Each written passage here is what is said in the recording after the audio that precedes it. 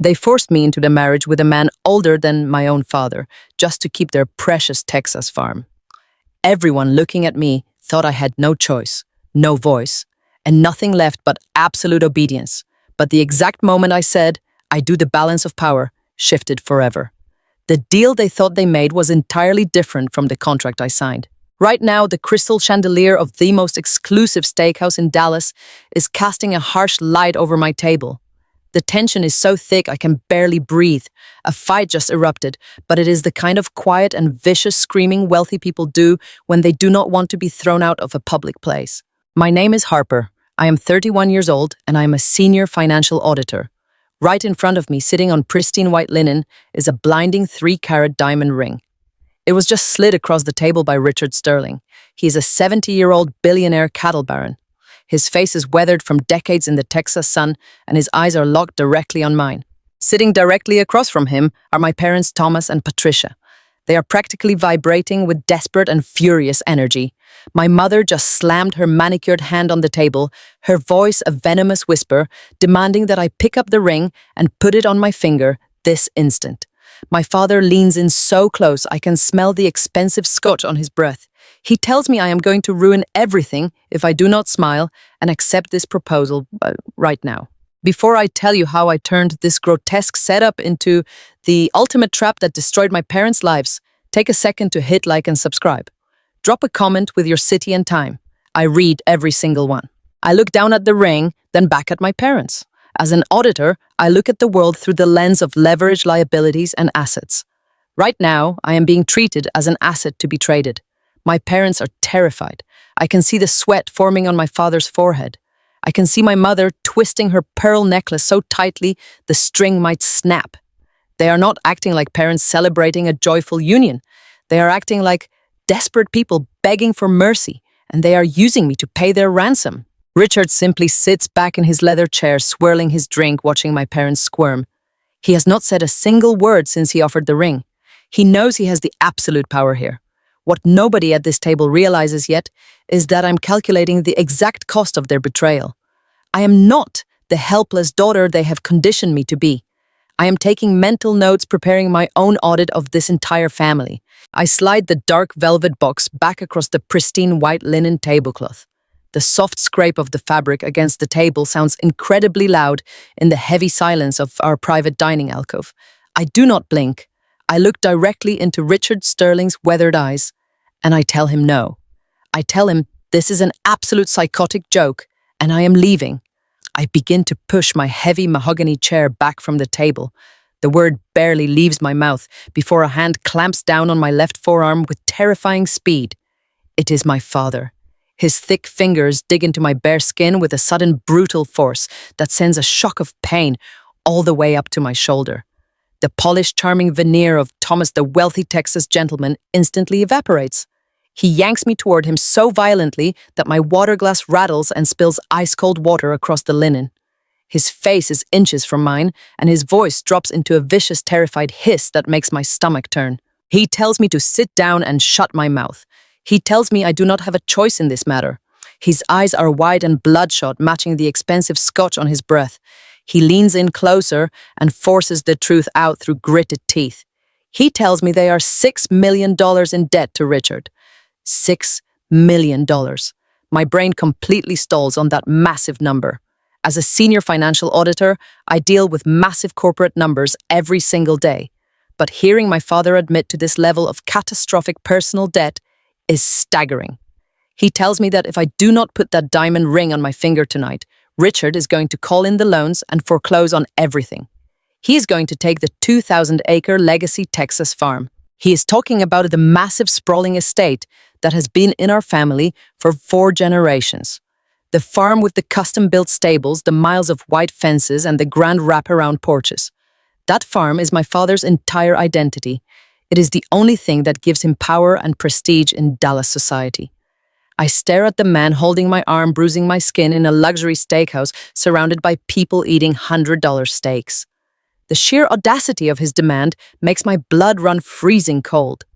They gambled away $6 million to maintain their fake billionaire lifestyle, and their ultimate financial solution is to sell their 31-year-old daughter to a man older than my own grandfather.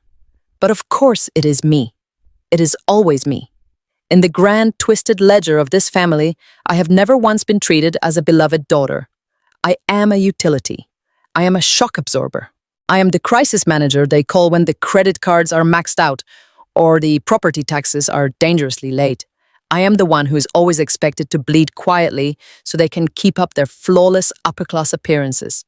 I pull my arm trying to break his grip, but he holds on tighter, leaving pale red marks on my skin. I look away from my father and glance across the table. Sitting just 2 seats away, entirely unaffected by the violence and desperation of this moment, is the actual reason why my parents are bankrupt. My younger sister, Savannah. Savannah casually lifts her crystal flute and takes a delicate, lingering sip of vintage champagne. She's wearing a silk designer dress that probably cost more than the down payment on my first car. Her blonde hair is perfectly styled, and she looks at me with a profound sense of mild annoyance. She looks at me like I am being dramatic and ruining a perfectly good high-end dinner party by refusing to be sold into a forced marriage. She has always been the golden child, the flawless angel who could do no wrong. Sitting right beside her is her husband, Marcus. Marcus is a brilliant, razor-sharp African-American corporate lawyer who usually commands immense respect in any room he walks into. He fought his way up from absolutely nothing to become a partner at a top-tier law firm. Tonight, though, his commanding presence is completely gone.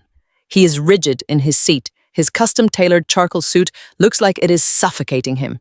He keeps his dark eyes glued to the center of the table, looking deeply and profoundly uncomfortable with the entire horrific situation. His jaw muscles clench and unclench, but he stays completely silent.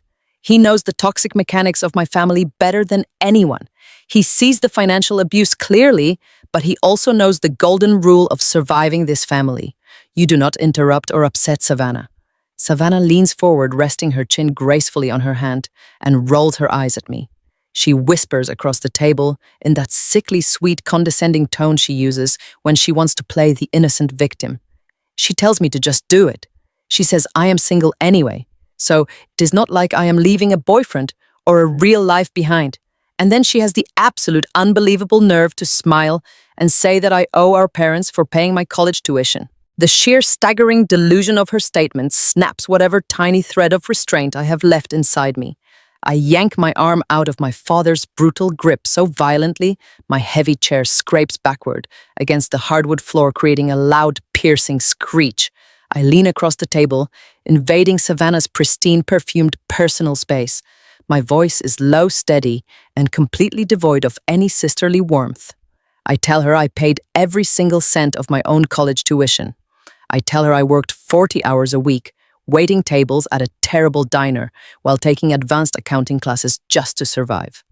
I tell her I graduated with massive student loans that I paid off by working 80-hour weeks as a junior auditor. I tell her I know for an absolute mathematical fact that our parents did not contribute a single dime to my education because I am the one who audited their chaotic hidden finances 3 years ago to stop them from being investigated by the government. I point a shaking finger at her perfectly contoured face, and I remind her of the truth. I remind her that while I was eating cheap instant noodles and pulling miserable all-nighters, our parents secretly took out a massive second mortgage on that precious Texas farm. They took out hundreds of thousands of dollars in high-interest loans just to buy her a brand new top-of-the-line Tesla in cash, simply because she felt sad about a minor breakup. Savannah's face instantly flushes a deep, ugly, defensive red. She opens her mouth to speak, but nothing comes out.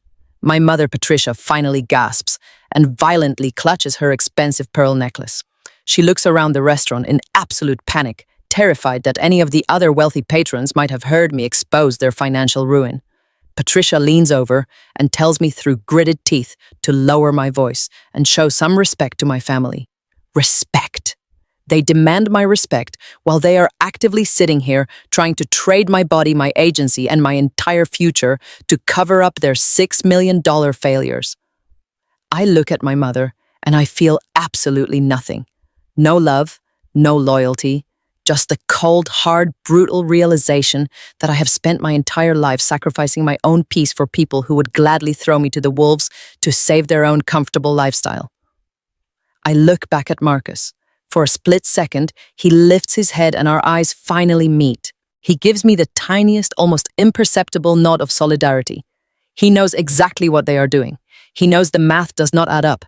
The silence at the table is deafening, and Richard just sits there swirling his drink quietly, watching me fight back. Richard finally breaks the heavy silence. He places his heavy crystal glass down on the table. The sharp sound cuts through the lingering tension like a knife. He slowly leans forward, ignoring my parents completely, and looks only at me. He tells me he appreciates a woman with a spine. He says he does not have the time or the patience for childish family drama.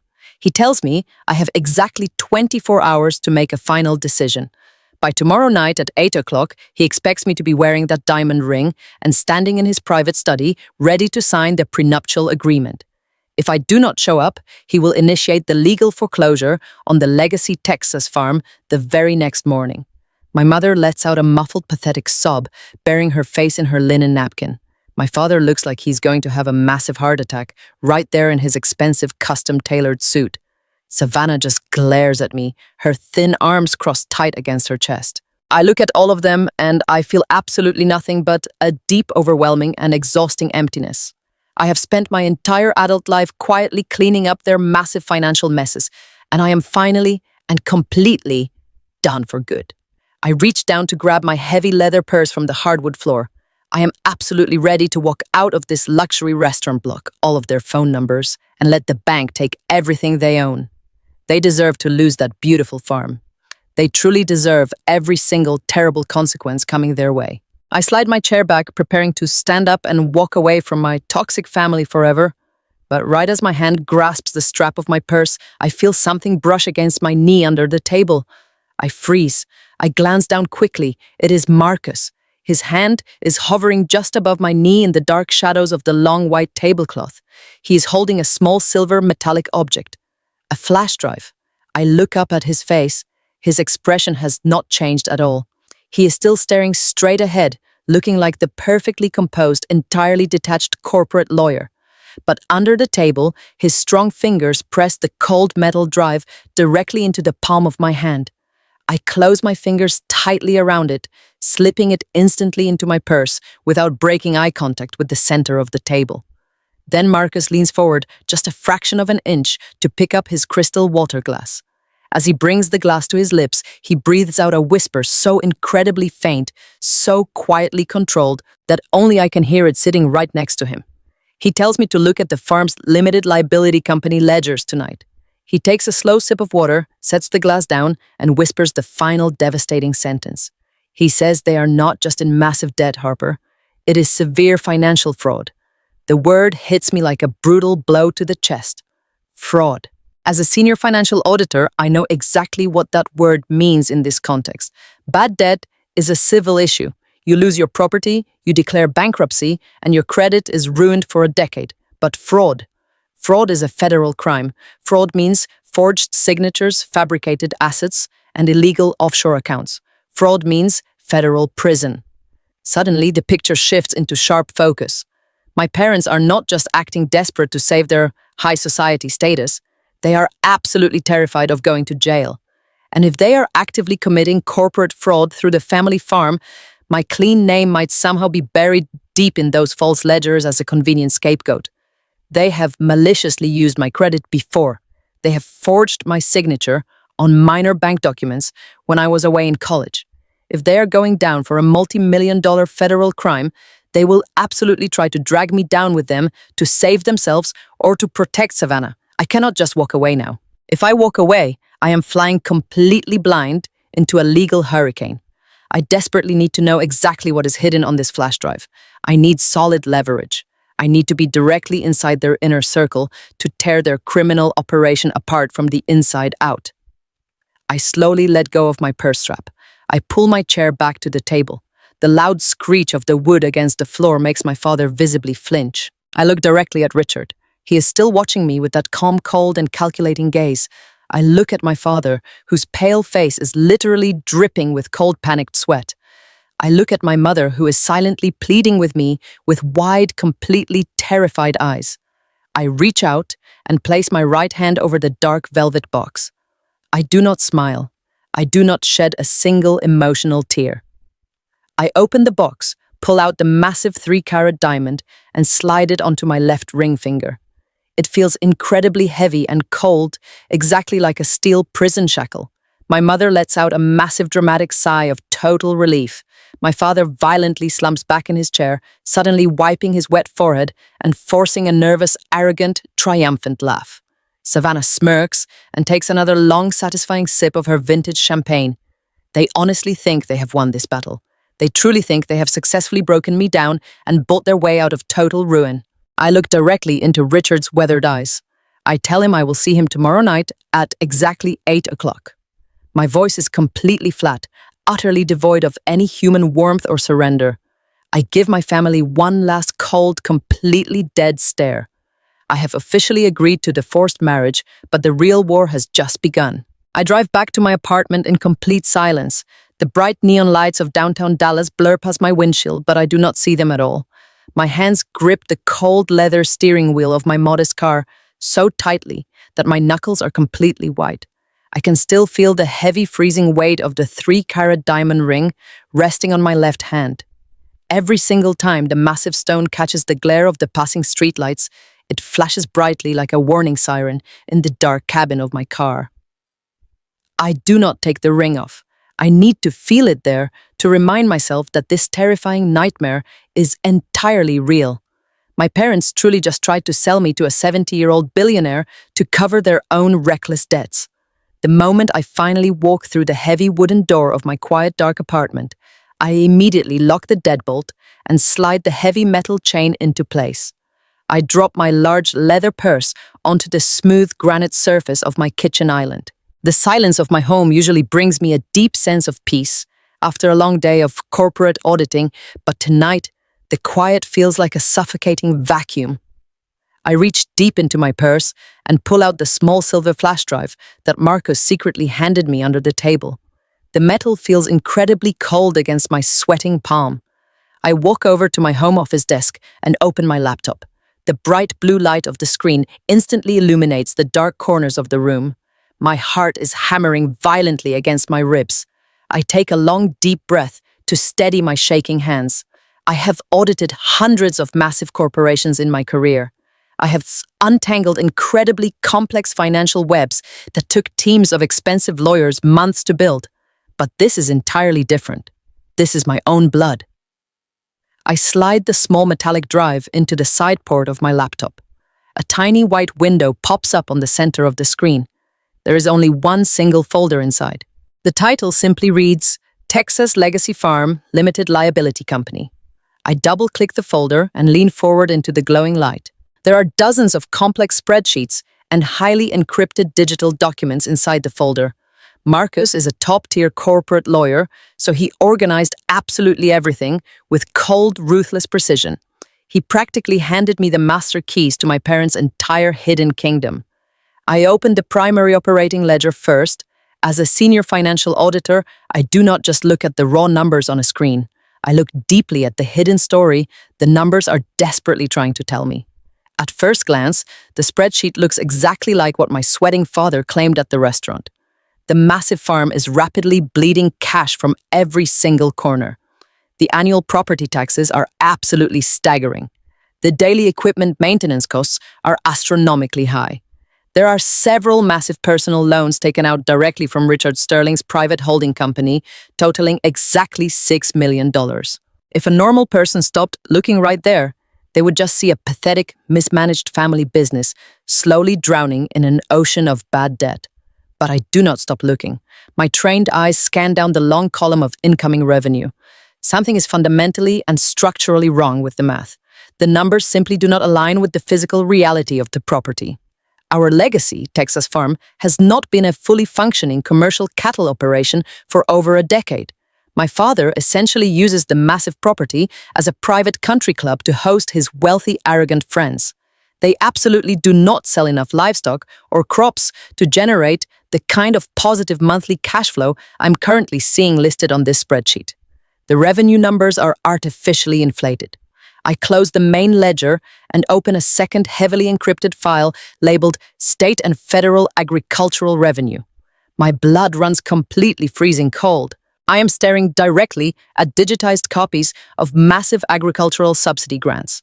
These are highly restricted state and federal funds specifically designed to support struggling active farmers during severe Texas droughts or catastrophic economic downturns. But the name printed clearly on the primary applicant line is not my father. It is Richard Sterling. My parents did not just borrow $6 million from him. They aggressively and illegally used his pristine billionaire reputation to apply for massive government grants behind his back. They used his famous name, his flawless credit score, and his vast agricultural legacy as collateral to secure millions of dollars in federal subsidies.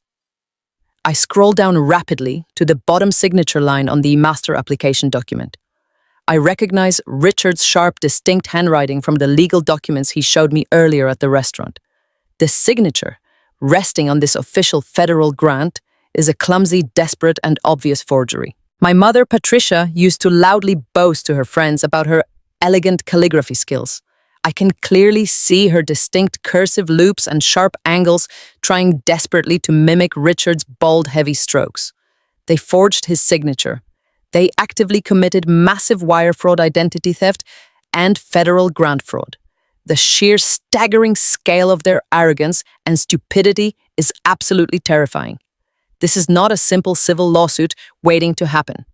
This is a guaranteed and inescapable federal indictment. The United States Department of Agriculture and the Internal Revenue Service do not ever negotiate with wealthy Dallas socialites who steal millions in taxpayer money.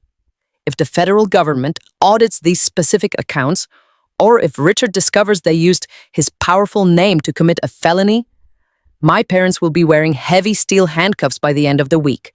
They will absolutely spend the rest of their natural lives rotting in a federal penitentiary. I desperately need to know exactly where all this stolen government money went. If the family farm is still $6 million in debt to Richard, and they actively stole millions more in federal grants, the banking accounts should be absolutely flush with cash. But the primary operating accounts are completely empty. I opened the final subfolder Marcus provided on the drive. It is a highly detailed forensic trace of the outgoing bank wire transfers.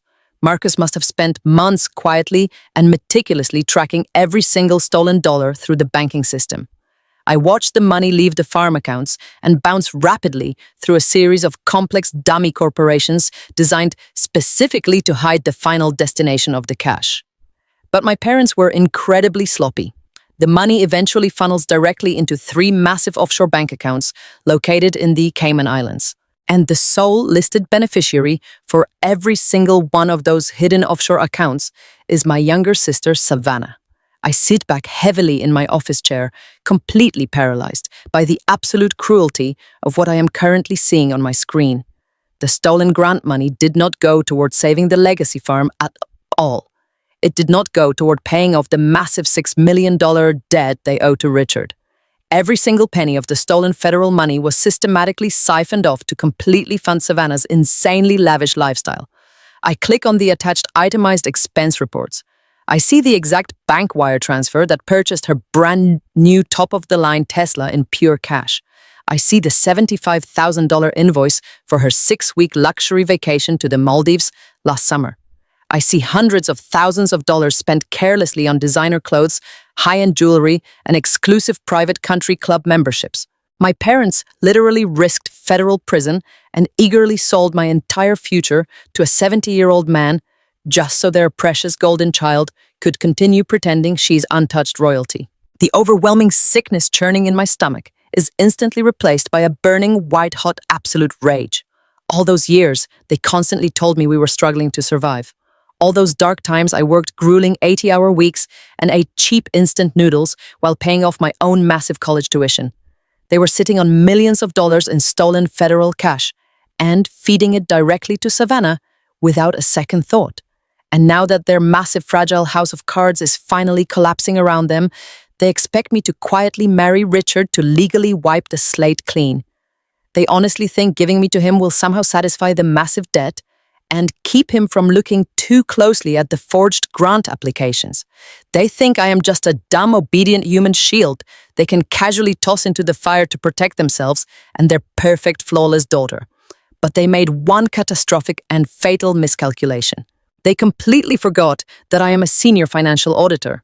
They gave the exact detailed blueprints of their entire criminal enterprise to the one person who knows exactly how to tear it all down to the ground. I stare fiercely at the blinding diamond ring sitting on my finger.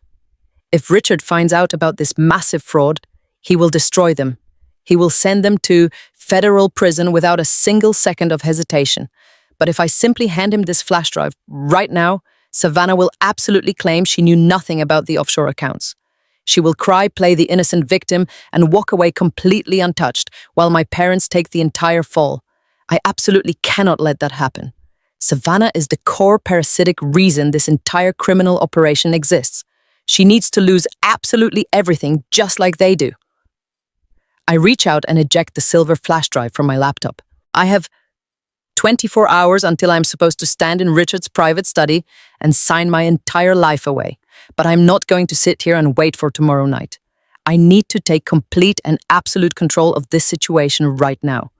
I need to meet the billionaire face to face entirely on my own terms. The clock on my dashboard reads exactly 2 in the morning when I turn onto the deeply shadowed private road leading to Richard Sterling's primary estate.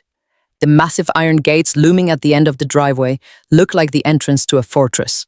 I do not have a plan. I just know I cannot sit in my apartment waiting to be a pawn in their twisted game. I pull my car up to the glowing security keypad. I press the heavy metal call button. A sharp burst of static crackles through the speaker before a deep voice asks for my name. I tell the voice I am Harper and I need to see Richard right now. I fully expect to be told to leave or threatened with the police. Instead, there is a long, heavy pause, and then the massive iron gates slowly swing open with a low mechanical groan. I drive up the winding, tree-lined path. The estate is absolutely massive. It is a sprawling stone mansion surrounded by perfectly manicured lawns that look black under the moonlight. I park my car right in front of the massive double oak doors. Before I can even reach for the brass handle, the door is pulled open by a tall, silent man in a dark suit. He does not ask me any questions. He simply nods and gestures for me to follow him down a long, dimly lit hallway lined with expensive oil paintings. My heart is beating so fiercely against my ribs I can hear the blood rushing in my ears. I am walking straight into the lion's den. I clutch my heavy leather purse tightly against my side. The flash drive is burning a hole in my pocket. We reach a set of heavy mahogany doors at the very end of the hall. The silent man opens them and steps aside. I walk into a massive private study. The walls are lined floor to ceiling with dark wood bookshelves filled with leather-bound volumes. A massive stone fireplace takes up the entire far wall. A warm fire is quietly crackling in the hearth, casting long flickering shadows across the room. Sitting in a high-backed leather armchair near the fire is Richard Sterling. He's not wearing the expensive custom-tailored suit he had on at the luxury restaurant just a few hours ago. He is wearing a simple, thick wool sweater and dark trousers. The harsh lighting of the restaurant had made him look like a ruthless, intimidating billionaire titan. But here, in the quiet shadows of his own home, he just looks incredibly old and deeply tired. He does not look surprised to see me at all. He slowly gestures to the empty leather chair sitting directly across from him. He tells me he figured I would not wait until tomorrow night. I do not sit down. I stand right in the middle of the expensive Persian rug, and I stare him down. I reach into my pocket, pull out the small silver flash drive, and toss it directly onto the glass surface of his massive mahogany desk.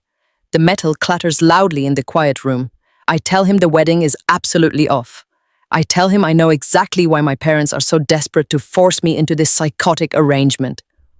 I pace in front of his desk, my voice rising with every single word. I tell him my parents did not just borrow $6 million from his holding company. I tell him they forged his signature on state and federal agricultural grants. I tell him they stole millions of dollars in government subsidies using his pristine name as collateral and funneled every single penny into hidden offshore bank accounts for my sister Savannah. I stop pacing and glare fiercely at him, expecting him to explode in a furious rage. I expect him to pick up the heavy brass telephone on his desk and call his army of corporate lawyers or the Federal Bureau of Investigation. I expect him to realize that my parents have played him for an absolute fool and that I am completely innocent in their massive criminal enterprise. I stand there breathing heavily, waiting for the inevitable explosion. Richard simply looks at the silver flash drive resting on his desk. He does not look shocked. He does not look angry. He does not even blink. He slowly reaches out, picks up the drive, and turns it over in his weathered hands. Then he looks up at me and lets out a soft, dry, scraping laugh that sounds like dry leaves blowing across pavement. He sets the drive back down on the glass. He looks me dead in the eyes and speaks in a completely calm, steady voice. He tells me he has known about the hidden offshore bank accounts in the Cayman Islands for over 6 months. He tells me he knows exactly how much my parents spent on Savannah's brand new luxury car and her ridiculous vacation to the Maldives. He tells me he has a copy of the forged federal agricultural grant applications sitting in a locked safe directly behind his desk. I am completely frozen. My brain entirely short-circuits. The heavy silence in the room stretches out for what feels like an eternity. I stare at him, trying desperately to process what he just said. If he already knows everything, then nothing makes any logical sense. I finally find my voice, but it comes out as a harsh, confused whisper. I ask him why he has not sent them straight to federal prison. I ask him why he is sitting at a fancy restaurant offering a 3-carat diamond ring to the daughter of the people who actively stole millions of dollars from him. I ask him if this is some sick, twisted power game because he's a lonely old man looking to buy a young wife with blackmail. Richard slowly grips the carved wooden arms of his leather chair and pushes himself up. When he stands, I instantly notice something I completely missed at the restaurant. His suit jacket had hidden it perfectly earlier, but now in the thick wool sweater, I can clearly see how devastatingly frail he actually is. His shoulders are severely stooped, and his clothes hang loosely on his thin frame. He leans heavily against the edge of his mahogany desk, supporting his weight. He looks deeply into my eyes, and the cold, ruthless billionaire mask completely vanishes. There is only a profound, heavy exhaustion left in his expression. He tells me he's dying. The words drop into the quiet room like heavy lead weights. He tells me he was diagnosed with terminal stage 4 pancreatic cancer 8 months ago. He says the highly expensive private doctors have tried absolutely everything, but the aggressive tumors have spread too far. He tells me he has maybe 6 months left to live if he's extremely lucky. He stops to take a shallow, rattling breath before continuing. He says he spent his entire life building his massive agricultural empire from nothing. He has no children, and his beloved wife passed away over a decade ago. He planned to leave his entire vast fortune to a series of charitable foundations and agricultural scholarships. But then his private accountants discovered the massive gaping hole in his financial ledgers caused by my parents' reckless, devastating fraud. He looks down at his hands. He tells me that if he simply turns my parents over to the federal authorities, the government will instantly freeze every single asset associated with the Legacy Texas farm and his own compromised holding company. He says the complex federal investigations and the massive resulting civil lawsuits would drag out in the backlogged court systems for a minimum of 5 to 7 years.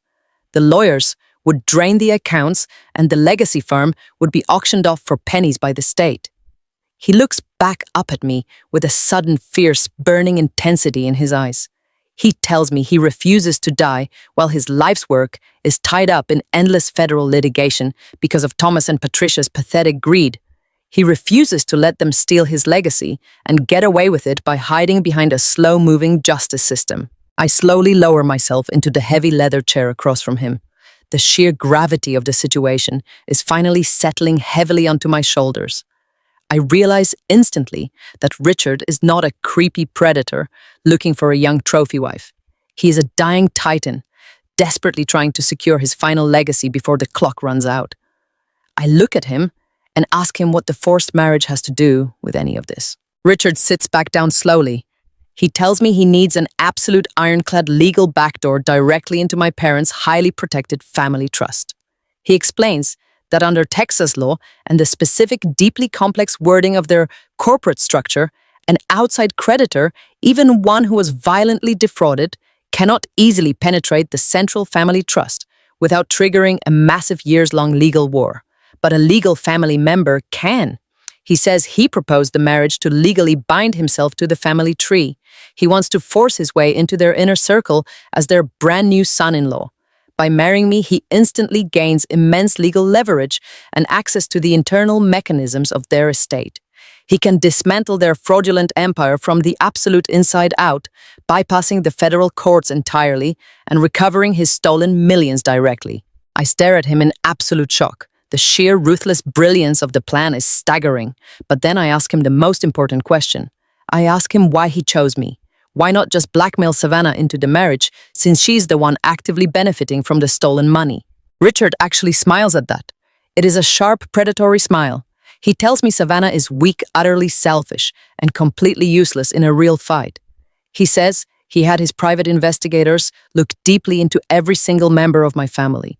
He found out that I paid my own way through college. He found out I work grueling hours as a senior financial auditor. He found out that I am the one who constantly cleans up their messes while they treat me like absolute garbage. He leans forward, locking his eyes onto mine. He tells me he does not just need a wife on paper. He needs a highly skilled, ruthless financial auditor on the inside who hates them exactly as much as he does. He needs a partner who can legally tear their accounts apart before his cancer finally kills him. He points a shaking finger at the diamond ring still sitting on my left hand. He tells me I am not the sacrifice in this deal.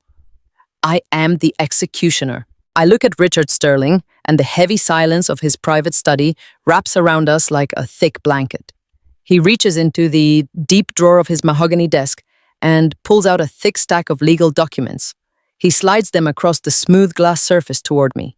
This is not the standard prenuptial agreement my parents are so desperately waiting for. This is a master key to an entire kingdom.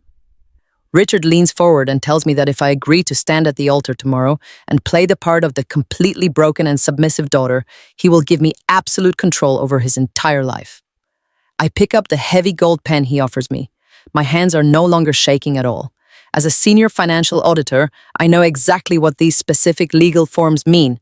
The second I look at the bold print, he is legally making me the sole executor of his massive billion-dollar estate. He is signing over an ironclad, durable power of attorney that grants me total and absolute control over every single one of his financial assets, his sprawling real estate holdings, and his private corporate bank accounts. By signing these specific papers right now, I am legally authorizing myself to completely bypass the slow-moving federal court system. I will have the immediate, undisputed legal authority to freeze my parents' family trust from the inside, the exact second the marriage certificate is filed with the state of Texas. I look at the dying billionaire sitting across from me in the dim light of the fire. We are two people entirely betrayed by the exact same toxic family. I press the gold pen to the thick cream-colored paper and I sign my name. I sign my name again and again, locking down the hidden contract that will completely obliterate my parents' fraudulent empire.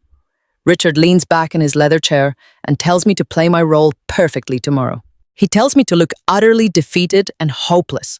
I look him dead in the eyes and I tell him I will give them the exact pathetic performance they are expecting. Less than 18 hours later, I am sitting in the freezing cold bridal suite of an incredibly exclusive luxury Dallas country club. The professional makeup artist just finished pinning my dark hair up and applying a pale, heavy blush that is supposed to make me look like a glowing, happy bride. Instead, I just look like a hollow ghost. That is exactly the aesthetic my mother wanted. She practically shoved me into this incredibly heavy imported silk wedding gown the moment I arrived at the venue. She has been nervously hovering around the room all morning, frantically checking her expensive diamond watch and constantly wiping cold sweat from her forehead. She's absolutely terrified that I might suddenly snap and make a run for the emergency exit. I just sit quietly in front of the massive gilded vanity mirror, staring blankly at my own reflection. I'm playing the part of the sacrificial lamb absolutely flawlessly. The heavy oak door to the bridal suite suddenly swings open and my younger sister Savannah struts into the room. She's wearing a blindingly bright crimson designer dress that is completely inappropriate for a conservative morning wedding. But Savannah has never cared about anyone but herself. She waves the makeup artist out of the room with a sharp, dismissive flick of her wrist. The heavy door clicks shut, leaving just the two of us completely alone in the quiet suite. Savannah walks slowly around my chair, looking me up and down with a sneer of absolute disgust on her perfectly contoured face. She leans casually against the vanity table, crosses her thin arms, and laughs a sharp, cruel sound that makes my skin crawl. She tells me I actually look somewhat decent for someone who is marrying a walking corpse. She picks up a heavy crystal perfume bottle from the table and examines it, acting completely bored with the entire situation. She tells me I should be incredibly grateful to our parents for setting this massive arrangement up for me. She actually has the unbelievable audacity to look me dead in the eyes and say that without this forced marriage, I would probably just die completely alone in my cheap, tiny apartment anyway. She says, at least now, I'm doing something genuinely useful for the family by securing the legacy farm and paying off the massive debts. She smiles that sickly sweet, condescending smile and tells me to just close my eyes and think of the massive inheritance I will get when the old man finally drops dead. Every single word dripping from her mouth is pure toxic venom. Yesterday, her unbelievable entitlement would have made my blood boil with rage. Yesterday, I would have screamed at her for being a parasitic leech who funded her luxury tropical vacations with stolen government money. But today, I feel absolutely nothing but cold, calculating anticipation. I look at her pristine reflection in the mirror, and I give her a very small, entirely hollow smile. I tell her she's right. I tell her I am finally doing exactly what is best for the family. Savannah rolls her eyes, totally oblivious to the lethal legal trap she's currently standing in. She carelessly tosses the crystal bottle back onto the table, tells me not to trip on my expensive dress, and walks out of the room without another word. The heavy traditional organ music begins to echo loudly through the massive vaulted ceilings of the country club ballroom. The heavy wooden doors open, and my father is standing there waiting for me. He looks completely exhausted, but there is a manic, desperate gleam of absolute victory in his bloodshot eyes. He grips my arm tightly, his thick fingers digging deeply into the silk fabric of my dress, just like he dug into my bare skin at the restaurant last night. He leans in close and whispers right into my ear that he is incredibly proud of me for finally stepping up and doing my family duty. I do not look at him. I keep my eyes glued to the thick red carpet beneath my feet, playing the broken victim. We begin the long, slow walk down the wide aisle. The massive ballroom is packed with hundreds of wealthy Dallas socialites my parents deliberately invited to witness their grand financial rescue. I can feel their judgmental eyes burning right into my skin. They are all whispering quietly behind their expensive custom-printed linen programs. They all think they know the exact story playing out right in front of them. They think I am a tragic, desperate spinster woman being bought and sold to save a failing cattle ranch. As we walk past the second row, I see Marcus standing next to Savannah. His sharp charcoal suit is perfectly tailored, but his handsome face is an unreadable mask of solid stone. He catches my eye for a fraction of a second and gives me the exact same tiny, imperceptible nod he gave me under the table at the steakhouse. He knows I looked at the flash drive. He knows I fully understand the devastating magnitude of the federal fraud. But even Marcus does not know about the absolute legal weapon resting safely inside Richard's private vault right now. We finally reach the altar. My father physically hands me over to Richard. He practically shoves me forward, incredibly eager to seal the financial transaction. Richard is wearing a sharp-tailored black tuxedo that hides his failing health perfectly. He reaches out and takes my shaking hand. His skin is dry and paper-thin, but his grip is surprisingly firm and steady. He looks down at me, and his eyes are completely clear and razor-sharp. The wealthy officiant begins the standard traditional ceremony, but I barely hear a single word he is saying. My heart is pounding a steady rhythmic drumbeat deep in my chest. I am acutely aware of my mother standing directly in the front row, violently clutching her expensive pearl necklace and holding her breath. I am deeply aware of my father shifting nervously from foot to foot, absolutely terrified that I might scream and back out at the absolute last second. The officiant finally reaches the critical moment. He asks Richard if he takes me to be his lawfully wedded wife. Richard says I do in a loud, clear voice that echoes perfectly through the silent ballroom. Then the officiant turns to me. The entire room holds its collective breath. The silence is so heavy, it feels like a massive physical weight pressing down hard on my shoulders. I look past Richard for a brief second and lock eyes with my mother. I see the sheer raw desperation radiating from her pale face. She is silently begging me to save her from federal prison. I look back at Richard. I think about the forged signatures on the state agricultural grants. I think about the hidden offshore bank accounts in the Cayman Islands. I think about the brutal reality that my parents would gladly let me take the entire fall for their massive felony just to save themselves. I take a deep, long breath, and I say the two words that will change my entire life forever. I do. A massive, collective sigh of absolute relief washes over the front row. My mother actually begins to cry fake tears of overwhelming joy. The ceremony concludes rapidly. Richard and I are immediately escorted by the staff into a small private side room to sign the official state marriage certificate.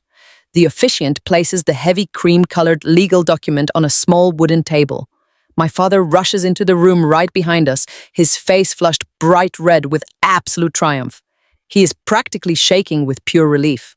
He watches like a starving hawk as Richard signs his name on the designated solid line.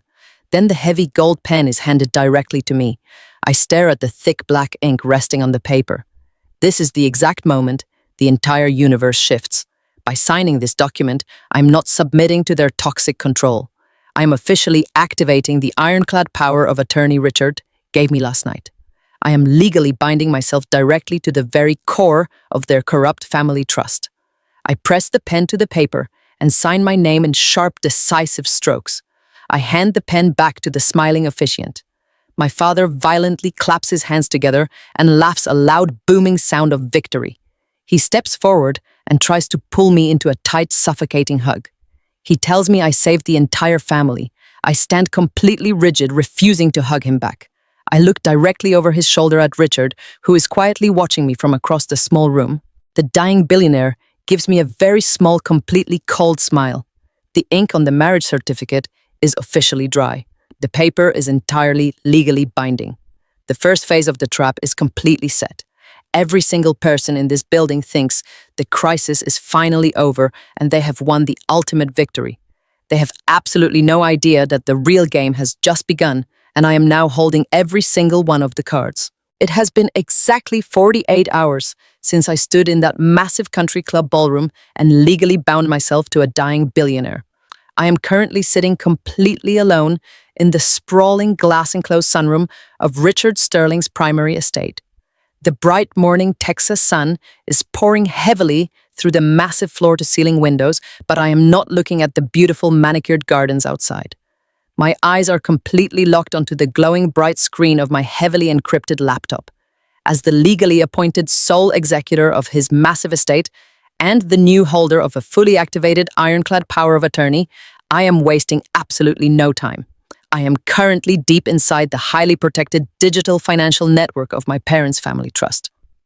I am in the meticulous and methodical process of systematically freezing every single one of their secondary emergency bank accounts. I am cutting off their hidden credit lines and quietly blocking their access to the massive liquid cash reserves they kept hidden just in case their federal agricultural fraud was ever discovered by the authorities. As a senior financial auditor, I know exactly how to trigger automated institutional security lockouts that look exactly like standard random banking errors. My fingers fly rapidly across the keyboard, executing complex wire transfers and locking down digital vaults. I am entirely focused on draining their financial safety nets when the heavy double doors of the sunroom suddenly burst wide open. I slam my laptop shut just a fraction of a second before my parents march right into the room.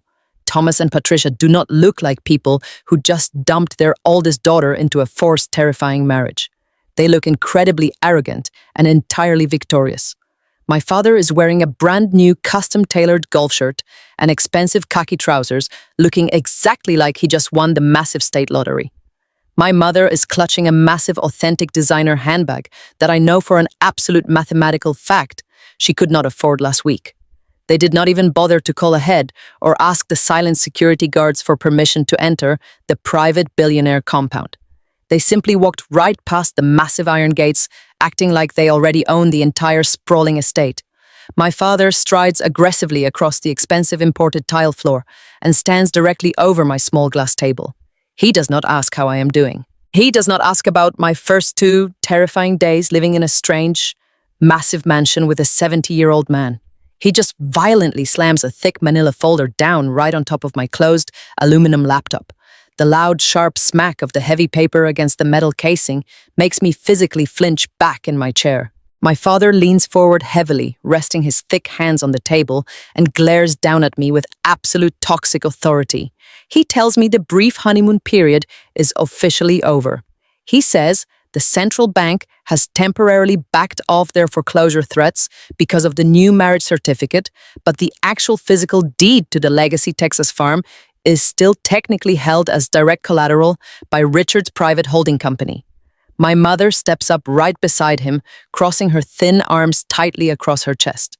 She tells me in that familiar, sickly sweet, highly manipulative tone that it is entirely inappropriate for a son-in-law to hold a massive mortgage over his new beloved family. My father violently taps his thick index finger against the top of the manila folder. He tells me the folder contains a highly detailed, legally binding quitclaim deed.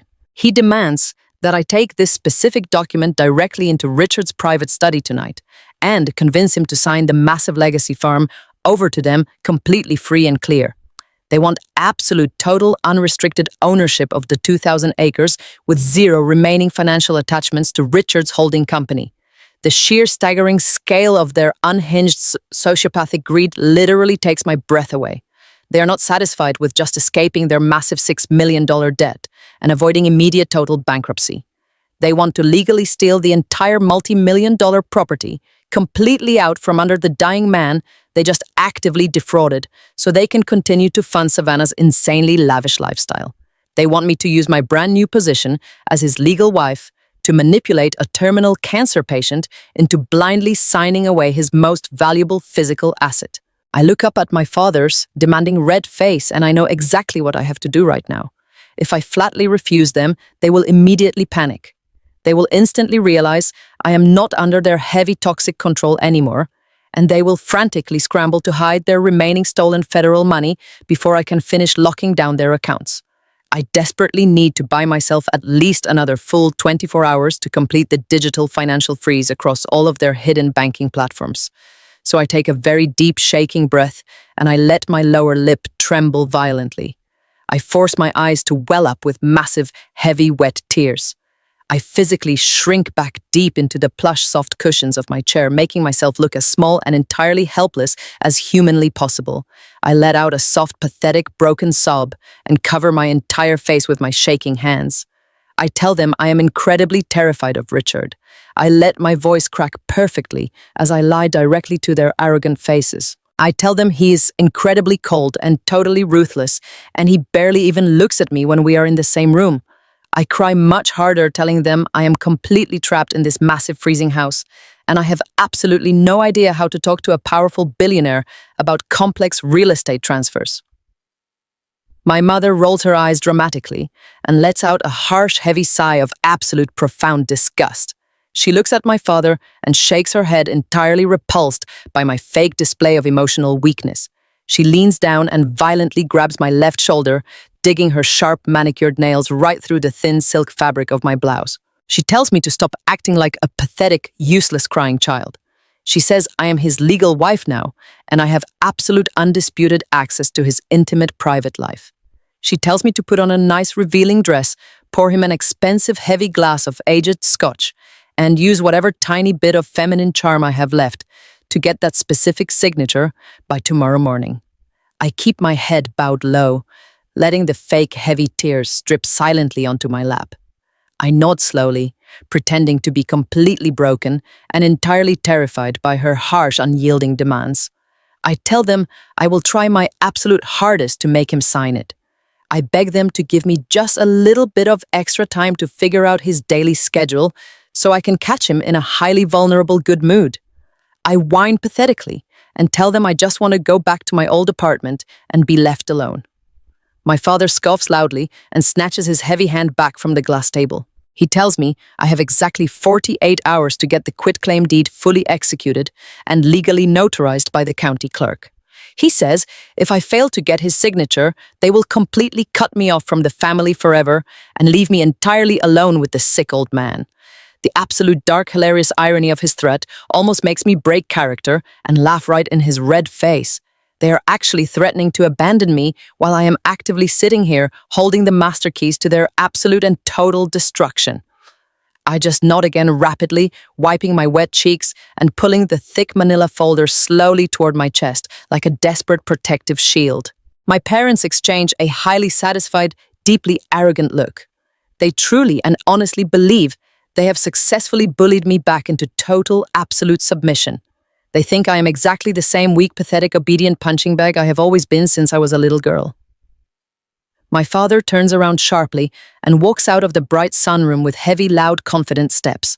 My mother follows right behind him, completely ignoring my fake, pathetic crying. The exact moment the heavy wooden double doors click firmly shut behind them, the terrified, broken expression instantly drops off my face like a heavy theater mask. My tears completely stop falling. My hands are no longer shaking even a fraction of an inch.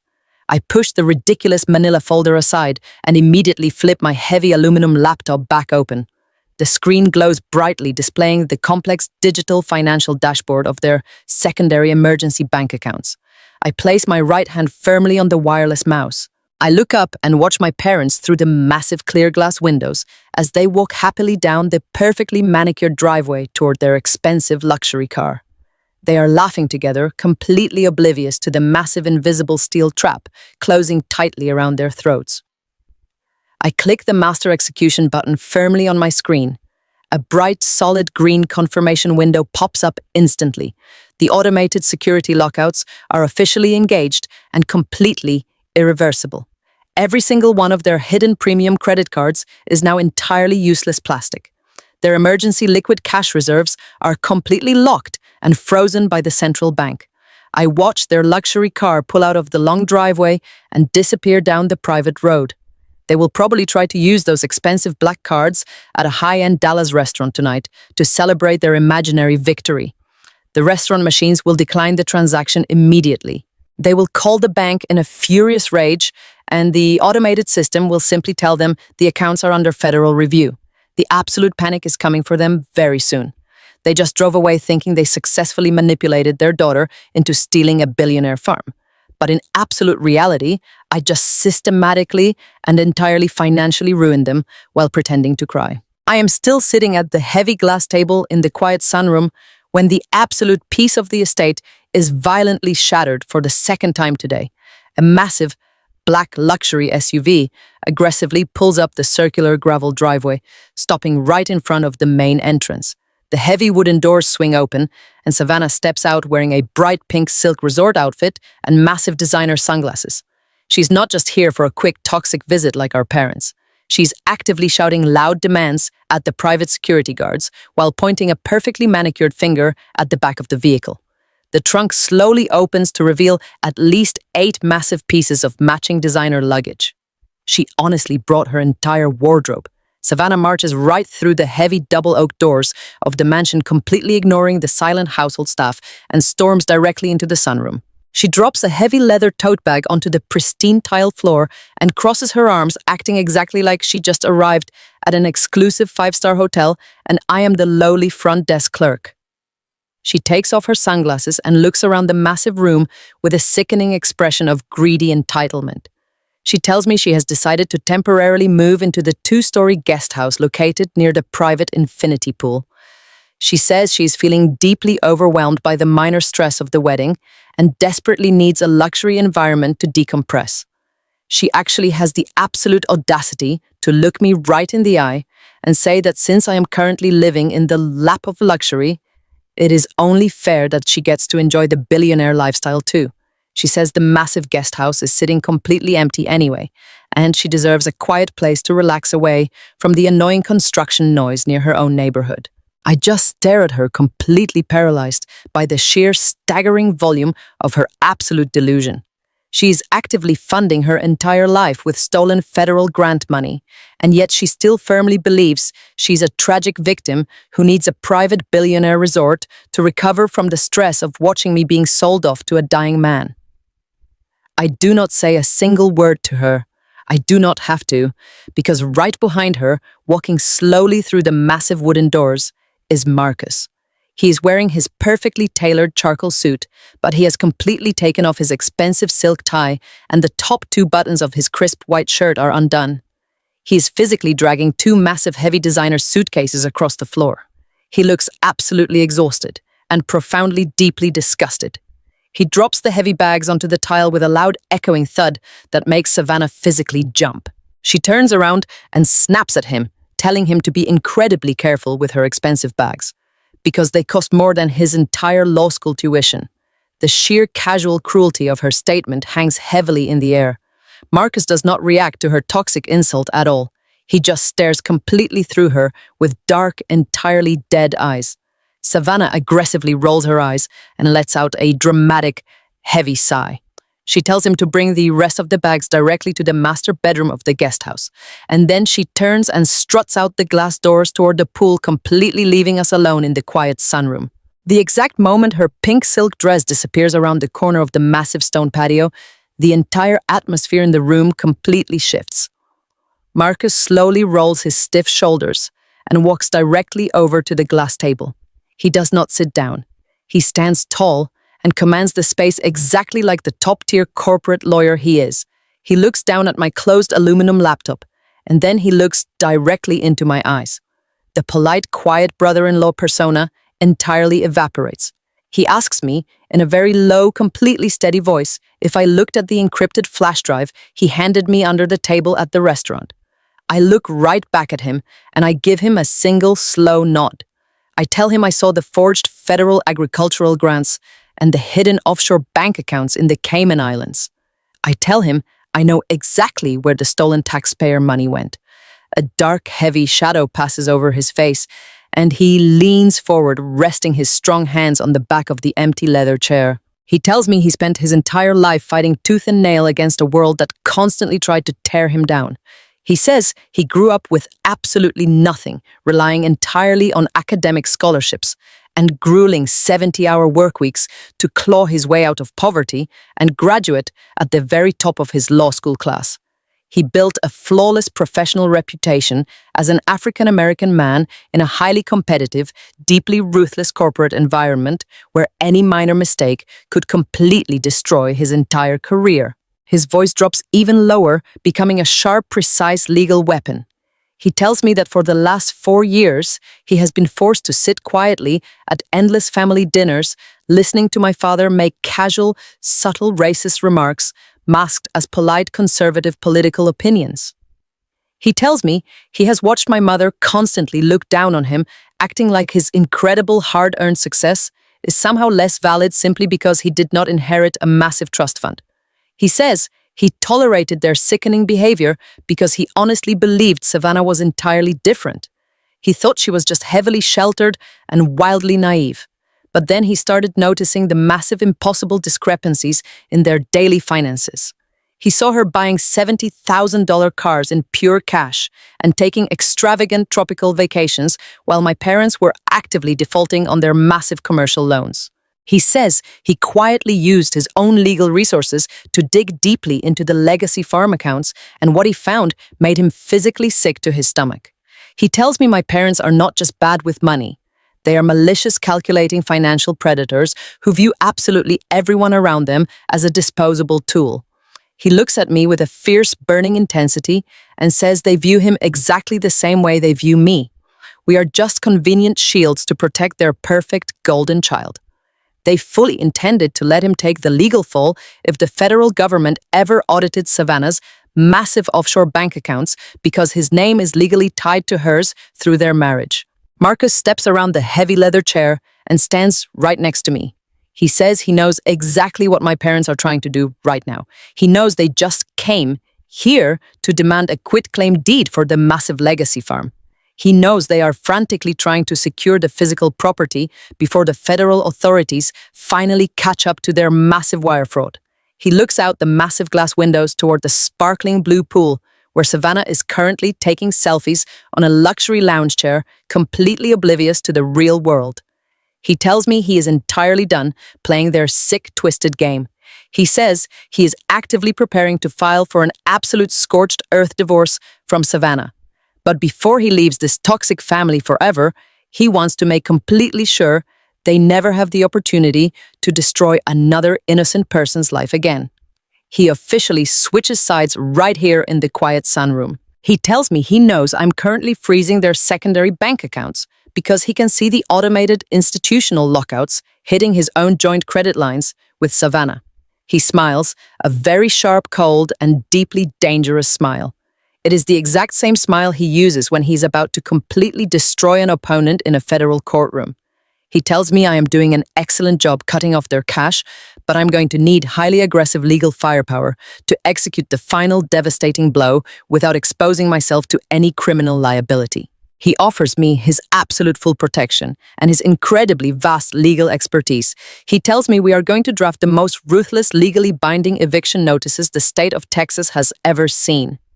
We are going to build a massive legal trap so incredibly tight and perfectly constructed that my parents will not be able to hire a single defense attorney willing to take their toxic case.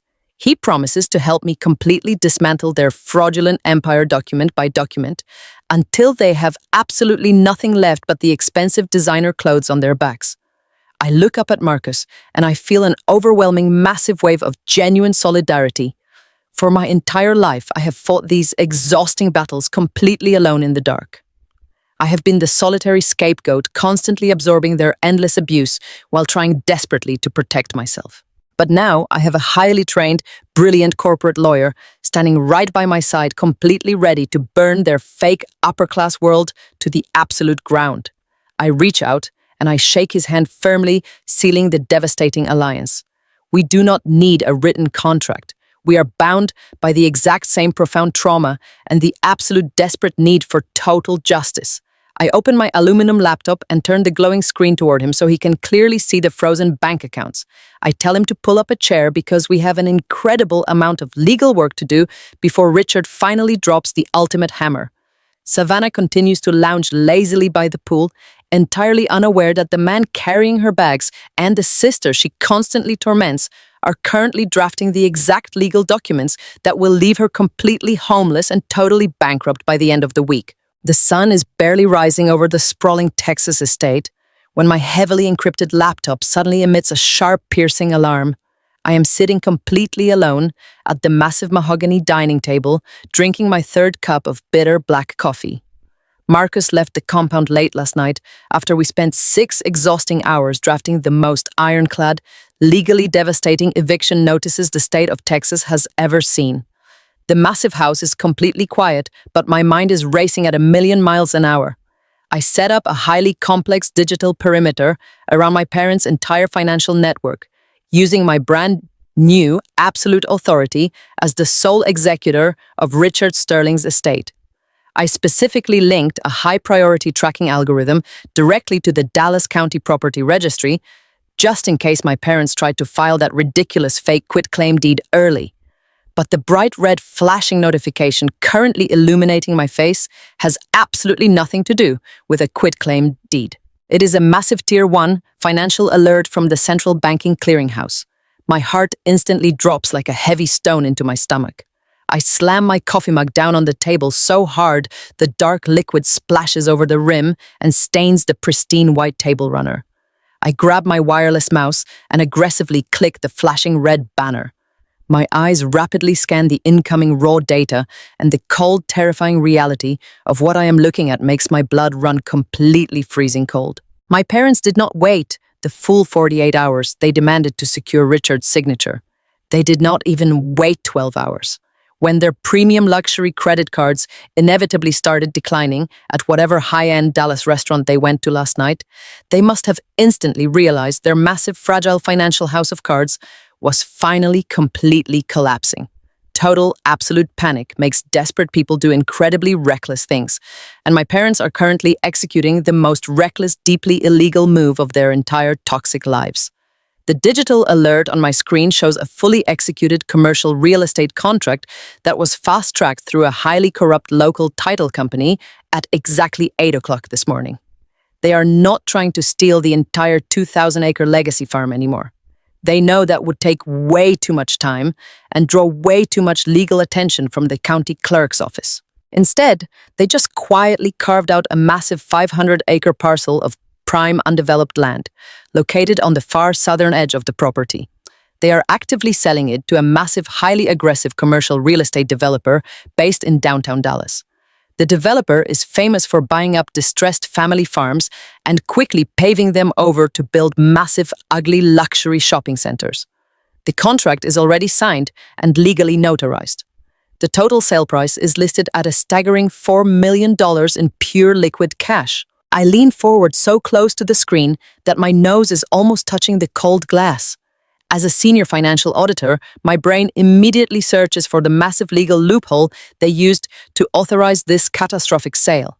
The legacy farm is still technically held as direct legal collateral by Richard's private holding company.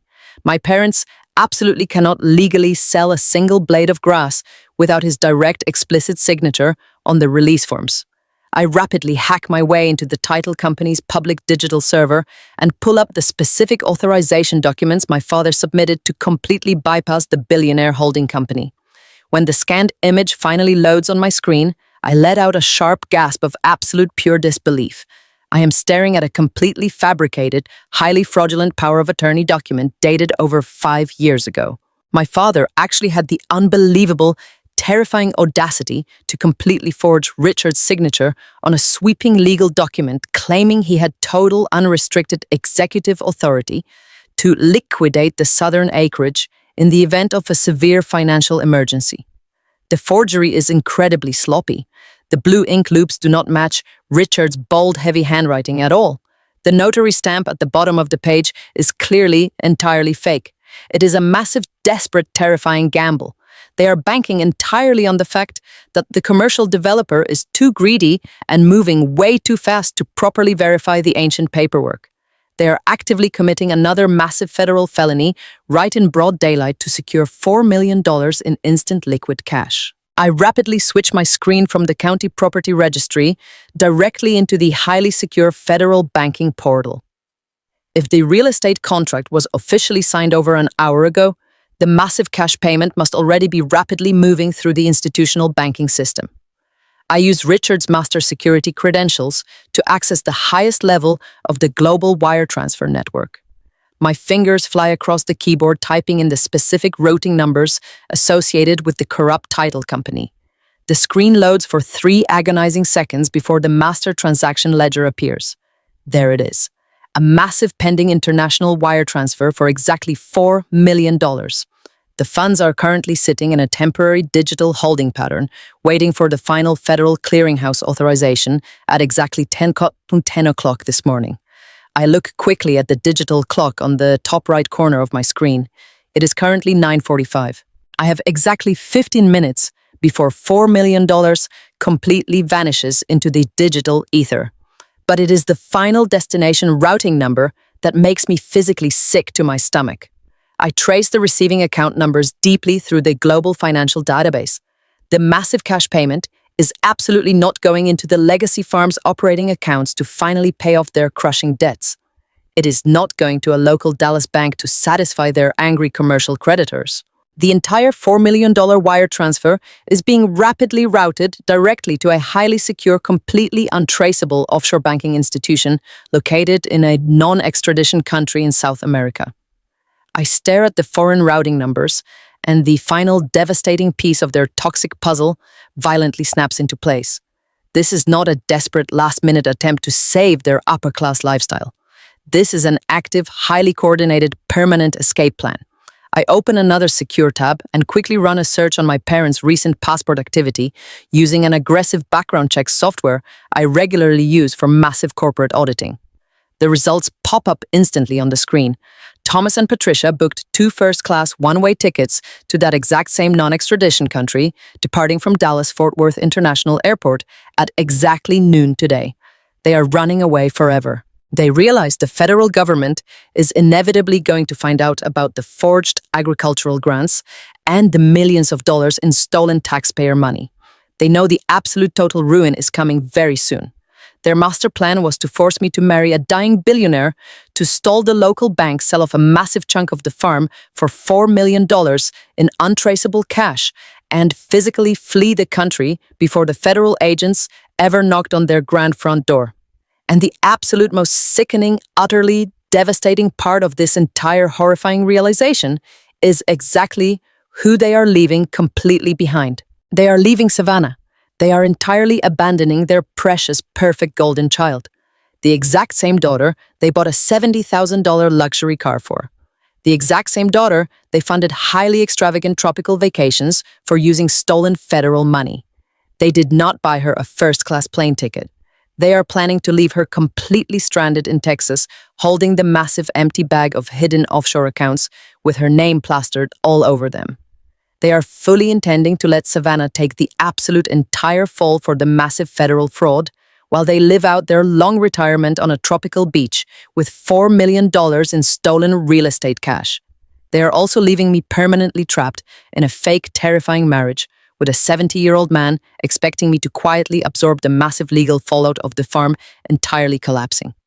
The sheer staggering volume of their sociopathic cruelty is almost impossible to fully comprehend. They do not genuinely love anyone. They do not care about family loyalty at all. They only care about their own absolute selfish survival. I sit in the quiet sunroom, shaking with a rage so incredibly pure and hot. It feels like I'm physically burning from the inside out. They think they have completely outsmarted everyone. They think they are just 15 minutes away from absolute total permanent freedom. I look back at the digital clock. It is 9:50. I have exactly 10 minutes to completely derail their massive elaborate escape plan and lock them firmly inside the burning building they deliberately created. I do not panic. I do not cry a single tear. I completely shut down every single human emotion in my body, and I become the cold, ruthless, highly precise corporate executioner Richard hired me to be. I grab my cell phone from the table and immediately dial the direct private emergency number for the executive branch manager of the Central Clearing Bank in downtown Dallas. The phone rings exactly twice before a highly professional woman answers the line.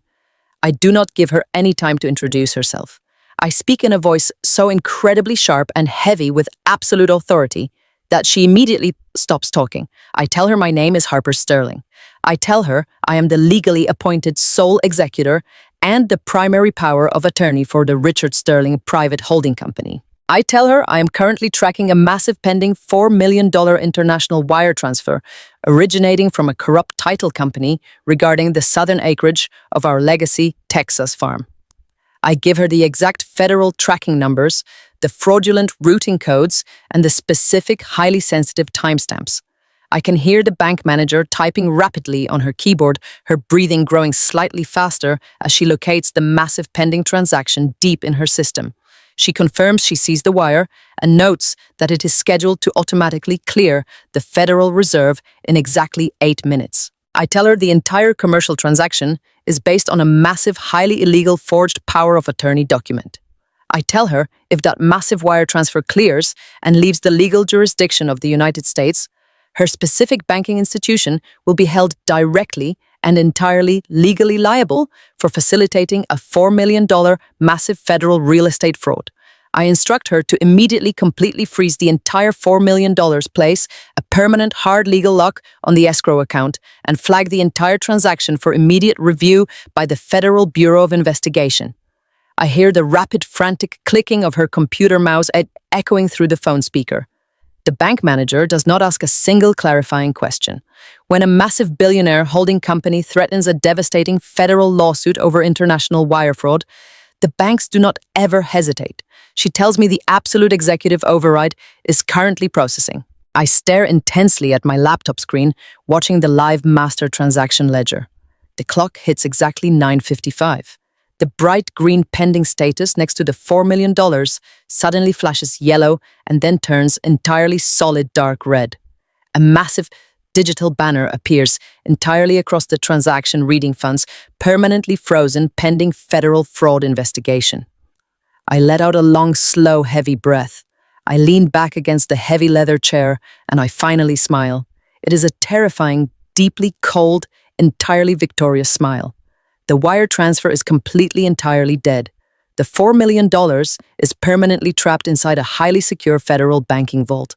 I picture my parents right now at this exact second. They are probably sitting in the highly exclusive luxury first-class lounge at the massive international airport, sipping very expensive champagne and constantly watching the clock. They are eagerly waiting for their secure offshore banking application to ping with the massive $4 million deposit, so they can comfortably board their international flight to paradise.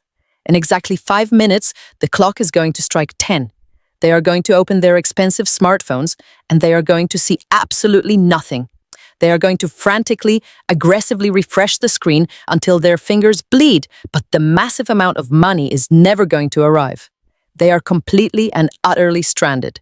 They absolutely cannot board that international flight without the massive cash infusion because they have absolutely no other financial resources left anywhere in the world. I froze all of their premium luxury credit cards last night. I locked down all of their emergency liquid reserves. And now I just brutally intercepted their massive final desperate golden payout. They have absolutely no money left. They have zero escape routes. They have absolutely nowhere left on this earth to hide from the federal government. They are going to have to drive their expensive luxury car straight back to the legacy Texas farm entirely empty-handed to face the absolute devastating and permanent consequences of their actions. They selfishly tried to strike back and burn us all to the ground to save themselves. But they completely forgot that they willingly handed the absolute master keys of their entire hidden financial life to a senior corporate auditor. The massive legal trap is now completely armed and entirely inescapable. I pick up my cell phone and quickly dial Marcus. He answers on the very first ring. I tell him to print out the final, legally binding eviction notices and bring them directly to the farm. The ultimate absolute endgame has officially begun. I just disconnected the phone call with Marcus. The adrenaline is still coursing fiercely through my veins. The massive legal trap is completely set, and my parents are entirely cornered. I stand up from the heavy glass table in the sunroom and stretch my stiff back. The house is completely quiet again. I close my laptop and slide it securely into my leather bag. I plan to go find Richard in his private study to give him the update on the frozen $4 million wire transfer. I walk out of the bright sunroom and step into the long, dimly lit hallway. Before I can even take 5 steps toward the mahogany doors, a terrifying sound violently shatters the silence of the estate. It is a loud, heavy crash of shattering glass, followed instantly by a panicked scream from one of the housekeepers. My heart violently leaps into my throat. I drop my leather bag onto the expensive carpet and sprint down the hallway as fast as I possibly can. I round the corner and skid to a halt in the grand foyer. Richard is lying entirely motionless on the cold marble floor. A heavy crystal vase is shattered into 1,000 jagged pieces right next to him. The older housekeeper is kneeling beside him, frantically pressing her hands against his chest and screaming for someone to call an ambulance. I fall to my knees on the hard marble, completely ignoring the sharp pieces of broken glass cutting into my skin. Richard's face is entirely pale gray, and his lips have a terrifying blue tint. His breathing is incredibly shallow and uneven, sounding like wet, crushed gravel. The stage 4 pancreatic cancer is finally launching its ultimate devastating attack. I pull my cell phone from my pocket with violently shaking hands and dial 911. I shout our exact address to the emergency dispatcher, demanding a critical care ambulance immediately. The next 45 minutes are an absolute terrifying blur of flashing red sirens and chaotic medical protocols. I ride in the back of the massive ambulance, watching helplessly as 2 paramedics frantically work to stabilize Richard's plummeting blood pressure. The harsh fluorescent lights of the ambulance wash out whatever tiny bit of color he had left. He looks so incredibly fragile and broken. The ruthless billionaire who commanded absolute authority just yesterday is now completely at the mercy of failing organs and heavy medical machinery. We arrive at the premier Dallas Medical Center, and he is immediately rushed through the double doors of the intensive care unit. A team of highly trained specialists surrounds his stretcher, barking rapid medical orders and hooking him up to dozens of complex monitors. I am physically pushed back into the cold, sterile waiting room by a sympathetic nurse. She tells me I have to wait outside while they attempt to stabilize his critical vital signs. I collapse into a stiff plastic waiting room chair. The absolute gravity of the situation crashes down on me like a heavy concrete wall. Our entire brilliant legal strategy depended entirely on Richard staying alive just long enough to execute the final corporate takeover of my parents' family trust. If he dies right now on that hospital bed before the master transition documents are completely finalized, the massive ironclad power of attorney I currently hold instantly dissolves. Power of attorney becomes completely legally void the exact second the principal person passes away. If he dies today, my parents will legally regain absolute control of the legacy farm, and I will be left with absolutely nothing but a hollow marriage certificate. I pull my knees tightly to my chest and pray fiercely for him to hold on just a little bit longer. I have been sitting in the freezing cold waiting room for exactly 2 agonizing hours when the heavy electronic doors violently slide open. I look up expecting to see the lead doctor coming to give me an update. Instead, the absolute last 2 people on earth I ever wanted to see again come storming right through the entrance. It is Thomas and Patricia. They do not look like the confident, arrogant, wealthy socialites who strutted into the sunroom this morning demanding a quitclaim deed.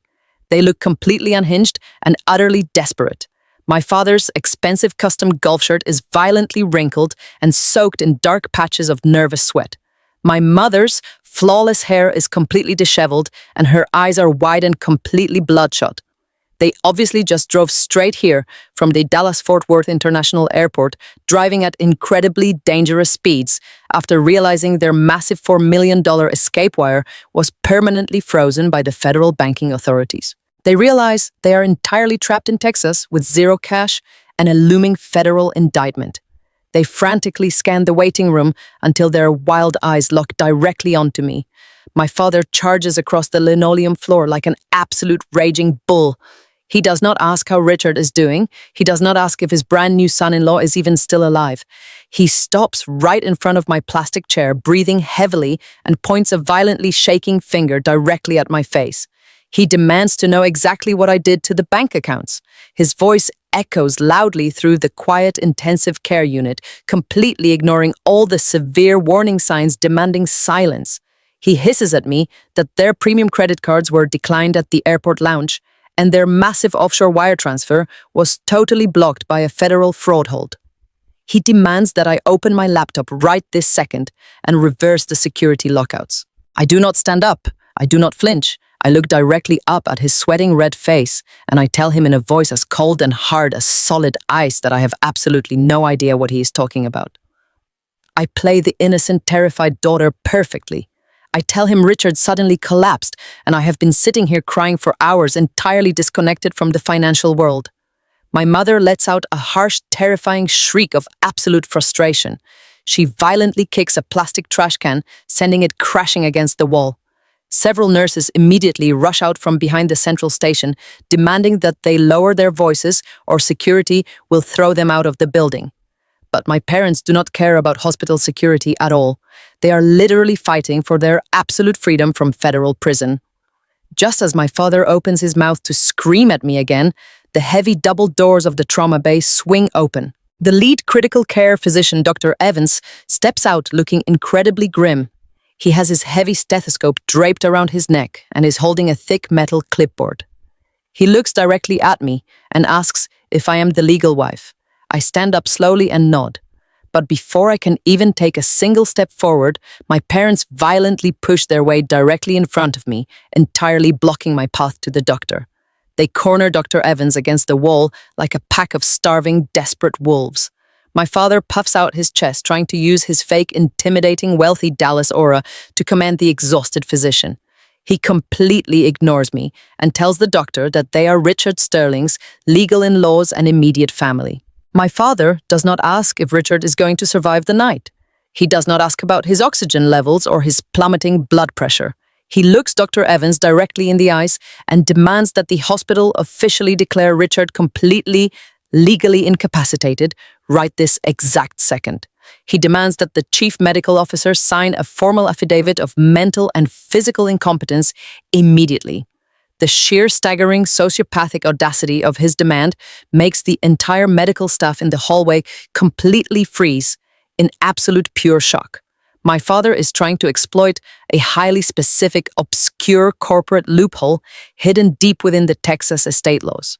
If a billionaire is suddenly declared completely legally incapacitated by a board-certified hospital physician without a registered executor physically present, the immediate family members can temporarily petition the state courts for emergency conservatorship to manage his massive corporate assets.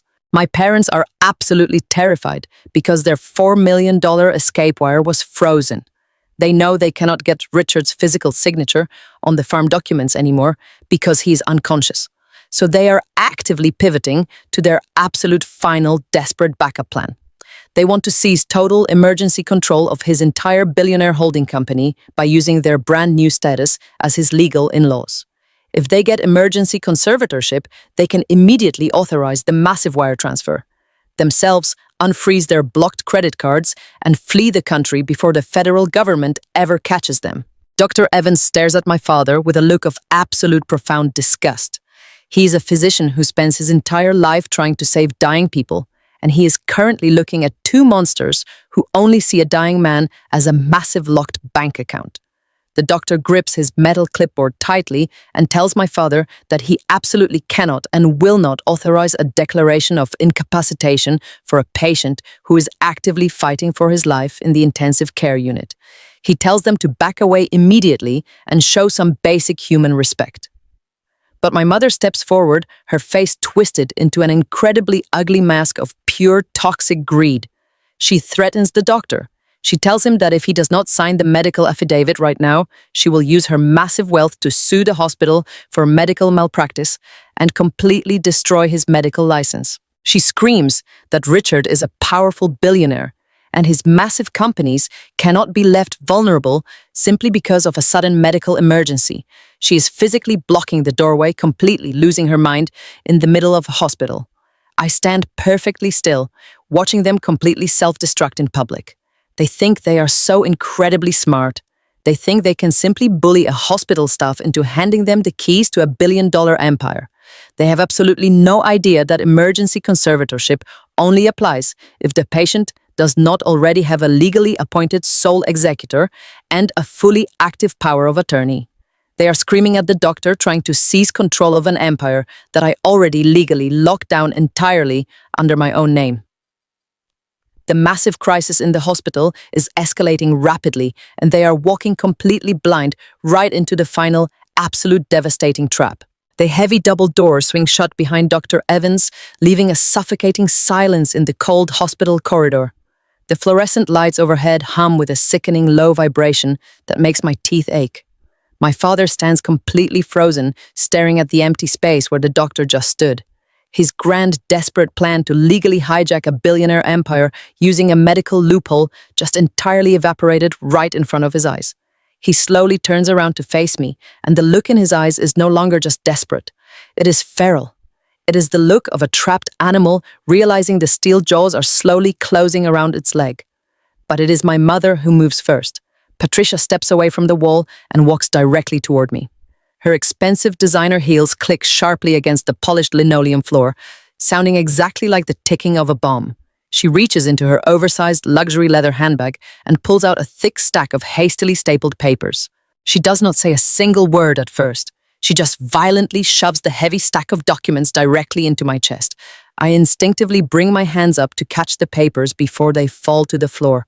The paper is warm from being clutched inside her bag. I look down at the bold black text printed across the very top page. It reads, "Last Will and Testament of Richard Sterling." But the document looks incredibly wrong. The margins are completely crooked, and the legal formatting is highly amateur. As a senior financial auditor, I spend my entire life analyzing complex legal paperwork, and I can instantly tell this document was typed up in absolute frantic panic on a home computer just a few hours ago. I look back up at my mother. Her face is a tight, pale mask of absolute toxic determination. She points a shaking, manicured finger at the papers resting in my hands and tells me to read the specific highlighted section on the second page. I slowly flip the heavy page over. The bright yellow highlighter practically burns my eyes under the harsh hospital lighting. The fabricated legal paragraph states that in the event of Richard Sterling's sudden death or permanent incapacitation, his brand new wife, Harper Sterling, legally agrees to entirely waive her right to the executor position. It further states that I agree to immediately and completely transfer all executive financial powers and the absolute ownership of the Legacy Texas farm directly to my younger sister, Savannah. The sheer staggering delusion of this document is almost impossible to fully comprehend. They literally sat at their expensive dining room table, realizing their $4 million escape wire was frozen, and decided their absolute best course of action was to type up a fake billionaire will. They honestly believe they can just force me to sign away an entire corporate empire to the exact same golden child who drained their bank accounts in the first place.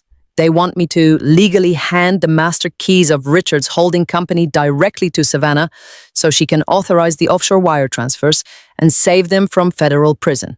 My father steps up right behind my mother, completely trapping me against the cold plaster wall of the waiting room. He crosses his thick arms across his chest and leans heavily into my personal space. His expensive cologne mixes with the sharp smell of his nervous sweat, creating a deeply nauseating odor. He tells me I am going to walk over to the nurse's station, borrow a black pen, and sign my name on every single page of that document right this exact second. He says they brought a corrupt notary public with them who is currently sitting in a parked car down in the hospital parking garage, just waiting for my signature. He tells me that once I sign the documents, they will immediately file them with the county court tomorrow morning and take absolute control of the estate. He says I will be completely free to go back to my cheap, tiny apartment and live my pathetic, boring life exactly like I always wanted. He actually tries to frame this massive federal extortion as a generous favor to me. He tells me I was never meant to handle this level of massive corporate wealth anyway. He says Savannah is much better suited to manage the high society expectations of a billionaire estate, and I should just be incredibly grateful that they are willing to take the heavy burden completely off my shoulders. I stare at them in absolute pure disbelief. My husband is lying in a hospital bed a few feet away, actively bleeding internally from stage 4 pancreatic cancer, and my parents are standing in the hallway trying to force me to sign a fake will giving his entire fortune to a spoiled brat who uses stolen money to buy luxury cars. I grip the edges of the thick paper so tightly my knuckles turn completely white. I look my father dead in the eyes, and I tell him no.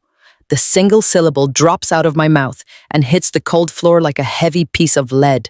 I tell him the document is a complete legal joke. I tell him no legitimate probate court in the entire state of Texas would ever accept a hastily typed, unverified will signed under massive duress in a hospital waiting room while the patient is actively dying in the next room.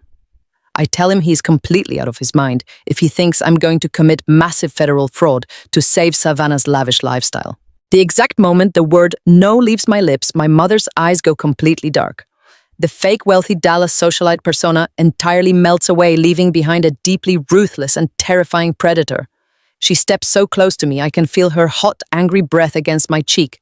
She tells me I completely misunderstand the entire situation. She says they are not asking for my permission.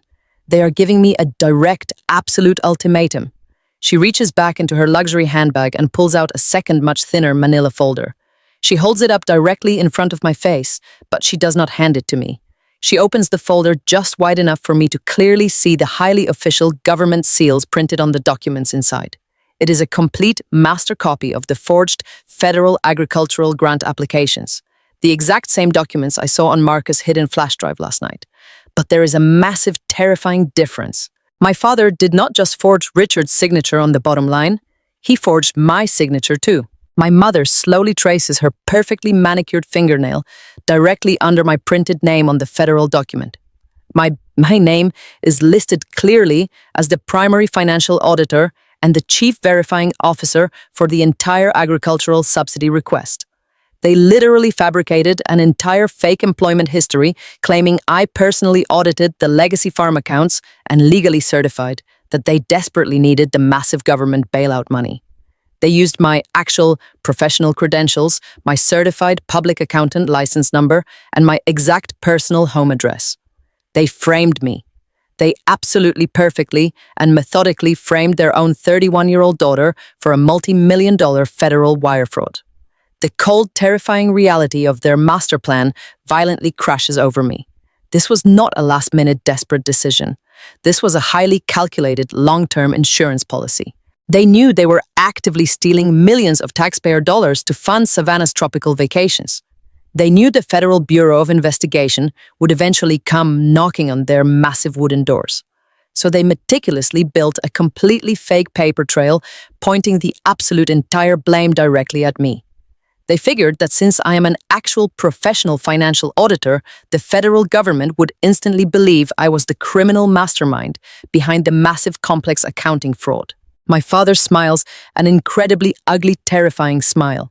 He tells me that if I do not sign the updated will giving everything to Savannah, right this exact second he's going physically walk out of this hospital, drive directly to the Federal Bureau of Investigation field office in downtown Dallas, and hand them this exact folder. He tells me he will look the federal agents right in the eyes and tell them his deeply troubled oldest daughter manipulated the family farm accounts and stole millions of dollars in government grants entirely behind his back.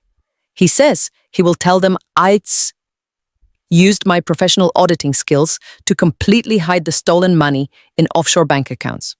He reminds me that Savannah's name is on the offshore accounts, but he claims he will just tell the authorities I secretly opened those accounts in her name to frame her and protect myself. He leans in closer, his voice dropping to a vicious, deeply terrifying whisper. He tells me I am a smart girl and I know exactly how the federal justice system works. He says the government loves to prosecute corrupt financial auditors. He tells me I will absolutely lose my professional accounting license, my entire career, and my complete freedom. He says I will spend the next 20 years rotting in a federal penitentiary for massive agricultural wire fraud, while Savannah continues to live completely free and clear. I stand completely frozen against the hospital wall. My heart is pounding so fiercely in my chest, I can actually feel the heavy vibrations in my throat. The sheer staggering volume of their absolute betrayal is almost impossible for a normal human brain to fully process. They are my parents. They are the two people who are supposed to protect me from the absolute worst evils in this world. Instead, they actively manufactured the evil and wrapped it tightly around my neck like a heavy steel chain. They literally sat at a computer and spent hours perfectly forging my signature to ensure I would take the absolute entire fall for their massive reckless greed. They viewed my entire professional career, the grueling 80-hour work weeks, the massive student loans, the endless late nights studying for my accounting boards as nothing more than a highly convenient weapon they could use to completely destroy me if I ever stopped obeying their toxic commands. They are standing in a hospital waiting room, actively blackmailing me with 20 years in federal prison simply because I refused to give my younger sister a billionaire corporate empire. My mother looks highly satisfied with my complete silence. She honestly believes the absolute paralyzing shock currently registering on my face is a sign of my total broken submission. She thinks the massive heavy trap has finally violently snapped shut around my ankles.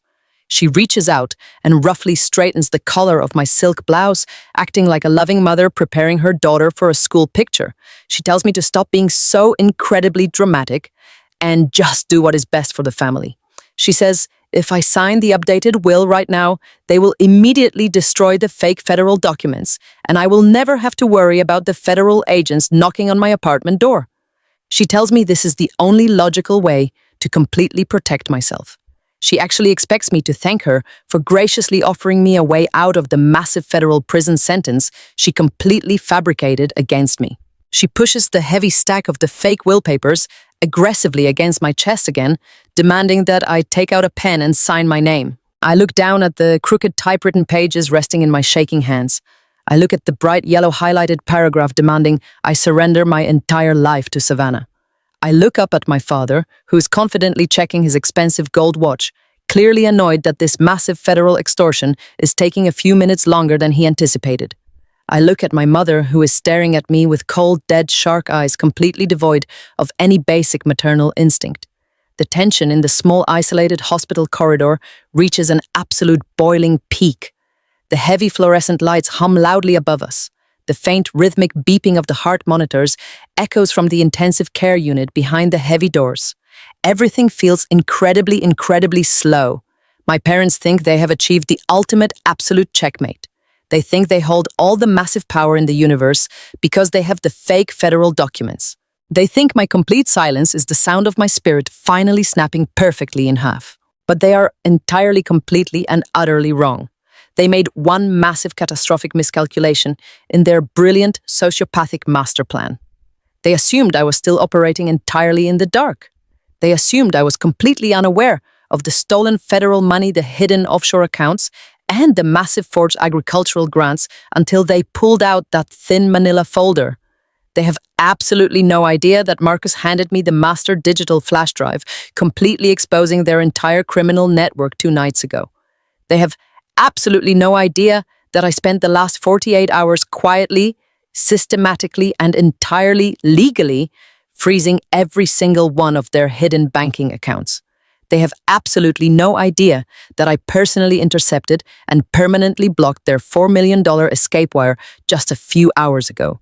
And most importantly, they have absolutely no idea that Richard Sterling did not just marry me to pay off a massive farm debt. He married me to completely bypass the federal courts and handed me an absolute ironclad legal weapon that renders their fake typewritten will entirely null and void. I am not shaking because I am terrified of going to federal prison. I am not completely silent because my spirit is entirely broken. I am shaking because the massive burning white-hot absolute rage building deep inside my chest is demanding to be instantly released. I am completely silent because I am taking one final long-detailed mental picture of my parents standing here, acting incredibly arrogant and totally victorious. I want to remember this exact specific moment for the rest of my entire life. I want to remember exactly what their faces look like when they honestly believe they have completely destroyed my entire future. Because in exactly 5 seconds, the massive heavy theater curtain is going to violently fall. The pathetic broken daughter routine is going to completely, permanently end. They think they brought a fake paper sword to a massive legal gunfight. I am standing here holding the absolute master keys to the entire global financial kingdom. I take a very deep, long, steady breath, pulling the sterile hospital air deep into my lungs. I tighten my grip on the thick stack of the forged will papers. The absolute final confrontation has officially arrived, and I am entirely, completely ready to burn their fake upper-class world to the absolute ground. The heavy fluorescent lights of the hospital waiting room hum loudly above us. My parents are standing completely still, waiting for my absolute submission. My mother has her hands resting on her hips, looking highly satisfied.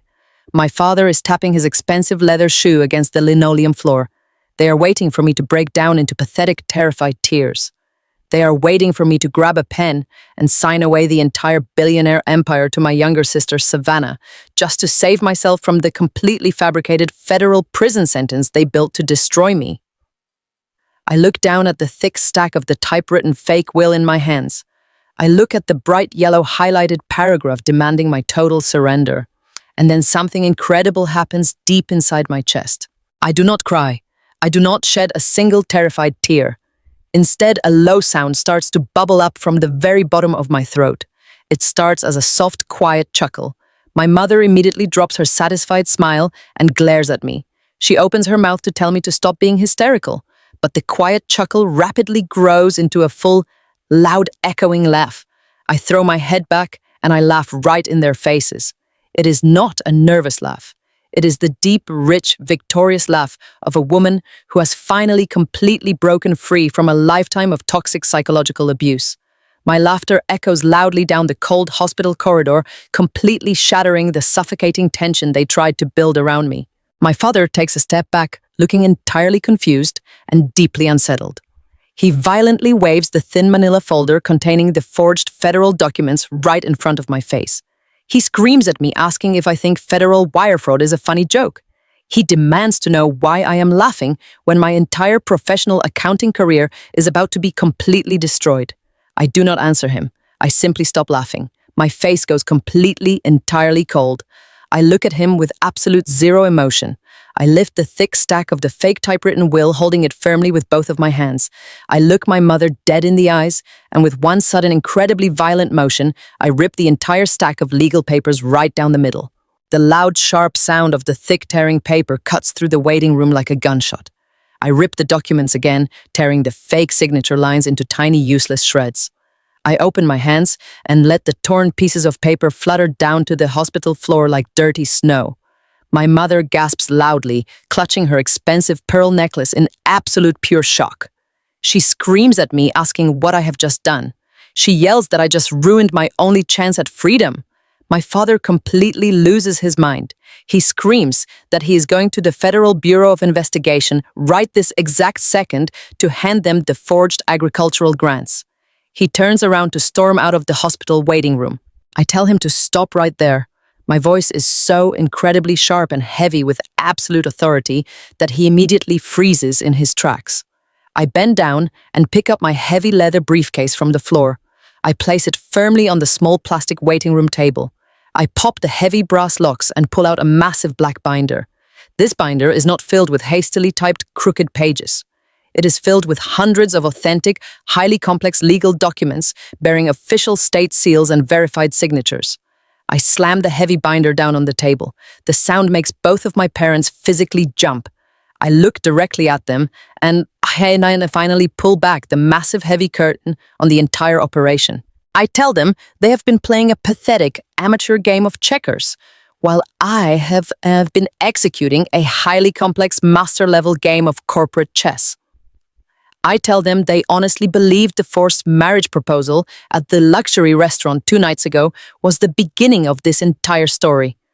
I reveal to them that the dinner was nothing but a completely staged theatrical performance designed specifically to keep them entirely blind. I tell them the absolute truth. I tell them Richard Sterling secretly hired me exactly 60 days ago. I explain that 60 days ago, Marcus quietly approached me with the hidden flash drive, revealing their massive agricultural fraud. But Marcus did not just give me the files. He took me directly to Richard. I watched the blood completely drain from my father's red face. His jaw drops open as he tries desperately to comprehend what I am saying. I continue driving the massive verbal dagger deeper into their arrogant egos. I tell them that for the last 60 full days, I have been working directly alongside Richard and Marcus in absolute total secrecy. I did not just start freezing their secondary credit cards yesterday. I tell them that as a senior financial auditor, I have spent the last 2 months meticulously and legally dismantling their entire hidden financial empire from the inside out. I tell them I knew about the forged signatures on the government subsidies 60 days ago. I knew about Savannah's hidden offshore bank accounts in the Cayman Islands 60 days ago. I open the heavy black binder and turn to the first official tab. I tell them to look very closely at the massive legal documents inside. I explain that over the last 60 days, I used my absolute legal authority to completely transfer every single physical asset out of Richard Sterling's personal name. I transferred his massive corporate bank accounts, his private stock portfolios, and every single piece of his sprawling real estate holdings. And most importantly, I completely, legally transferred the entire 2,000-acre Legacy, Texas farm. I tell them Richard does not legally own a single blade of grass or a single penny anymore. They stare at the documents in absolute terrifying shock. My mother stammers, her voice shaking violently. She asks where all the money went. She demands to know who owns the billionaire empire if Richard is completely broke on paper. I smile at her. It is the exact same cold, ruthless smile Richard gave me in his private study. I tell her I moved the entire billion-dollar estate into a highly secure, ironclad, irrevocable blind trust. I explain that an irrevocable blind trust is a massive legal fortress that cannot be altered, penetrated, or dissolved by any outside family member or emergency medical conservatorship. I tell them their brilliant, desperate plan to declare Richard legally incapacitated today is entirely useless. Even if they somehow forced the doctors to sign the medical affidavit, they would gain emergency control over a holding company that currently contains exactly $0. My father is physically shaking now. The massive manila folder in his hands is trembling violently. He points a shaking finger at me and screams that it does not matter who owns the farm. He screams that he is still going to hand the forged federal documents to the authorities and frame me for the multi-million-dollar agricultural fraud. He yells that I am still going to federal prison for the rest of my life. I look at him with profound, deep pity. I tell him he really is the most arrogant, stupid man I have ever met in my entire life. I tell him to go ahead and walk to the federal field office. I tell him the agents will be incredibly happy to see him because they have been actively waiting for him to arrive. I explain the final, absolute devastating piece of the master trap. I tell them that 60 days ago, on the exact same day I discovered their massive federal fraud, I preemptively walked directly into the Federal Bureau of Investigation field office in downtown Dallas. I tell them I sat down with a team of senior federal fraud investigators and filed a massive, highly detailed official corporate whistleblower report. I legally handed them the authentic, unedited financial ledgers before my father ever had the chance to forge my signature on the fake documents. I tell them the federal government already knows absolutely everything. They know my parents forged Richard's signature. They know about the stolen taxpayer money. They know about Savannah's luxury Tesla. I tell them the federal agents have been quietly building a massive impenetrable racketeering and wire fraud case against them for 2 entire months. I explain that the only reason they have not been violently arrested yet is because the federal government was patiently waiting for my parents to attempt one final massive illegal money transfer to secure the final conviction. I remind them of the $4 million offshore wire transfer I permanently blocked just 3 hours ago. I tell them that massive failed wire transfer was the absolute final nail in their legal coffin. The federal authorities now have concrete, undeniable proof that they were actively attempting to flee the country with stolen money. The absolute catastrophic reality of their situation finally violently crashes down on them. They are not just completely broke. They are not just entirely locked out of the legacy farm. They are actively facing decades in a federal penitentiary, and they literally handed the federal government the entire case on a silver platter. My mother lets out a weak, pathetic, whimpering sound. Her knees completely buckle, and she physically collapses against the cold hospital wall, sliding slowly down until she is sitting entirely on the floor. She drops her massive, expensive designer handbag and buries her face in her hands, sobbing uncontrollably. This time, the tears are absolutely real. My father is completely paralyzed. The heavy manila folder slips entirely out of his shaking hands. It hits the hospital floor, and the fake federal documents spill out, scattering directly over the torn, useless shreds of their fake typewritten will. He stares blankly at the chaotic mess of papers on the floor, representing the absolute total destruction of his entire wealthy upper-class life. He has absolutely nothing left. No farm, no money, no golden child to save him. He looks up at me, his eyes wide and completely empty. He opens his mouth to speak, but absolutely no words come out. He is completely, entirely broken. I look down at both of them sitting in the ruins of their own sociopathic greed. They truly thought they had me perfectly checkmated. They thought I was just a disposable human shield they could use and throw away. But the absolute truth is, they walked entirely blind right into a massive federal trap I built with my own 2 hands. I close the heavy black binder and snap the brass locks shut. The sharp clicking sound echoes loudly in the quiet corridor. I look at my father and I tell him he has exactly 2 hours to drive back to the Legacy, Texas farm and pack his expensive golf shirts. I tell him Marcus is currently waiting for him at the front gates with a fully executed legal eviction notice and a team of armed private security guards. I pick up my briefcase, turn my back on them, and walk entirely away. I walk out of the hospital, and the harsh Texas heat immediately hits my face. I do not go back to Richard Sterling's massive estate. I walk directly to my modest car in the hospital parking garage. I know exactly where my parents are going right now. They are entirely terrified and completely broke, so their only logical move is to race straight back to the Legacy, Texas farm. They want to grab their expensive physical belongings, their hidden jewelry, and any remaining cash they might have stuffed inside their massive wall safes before the federal authorities finally lock down the property. I pull out of the parking garage and merge onto the highway. My parents have a 20-minute head start, but they are driving in absolute blind panic. I drive at a steady, precise speed. By the time I turn onto the long, dusty county road leading to our massive family property, I can clearly see the dust cloud from their luxury vehicle settling near the front entrance. I pull my car over to the side of the road, parking just a few hundred yards away from the massive custom-built iron gates.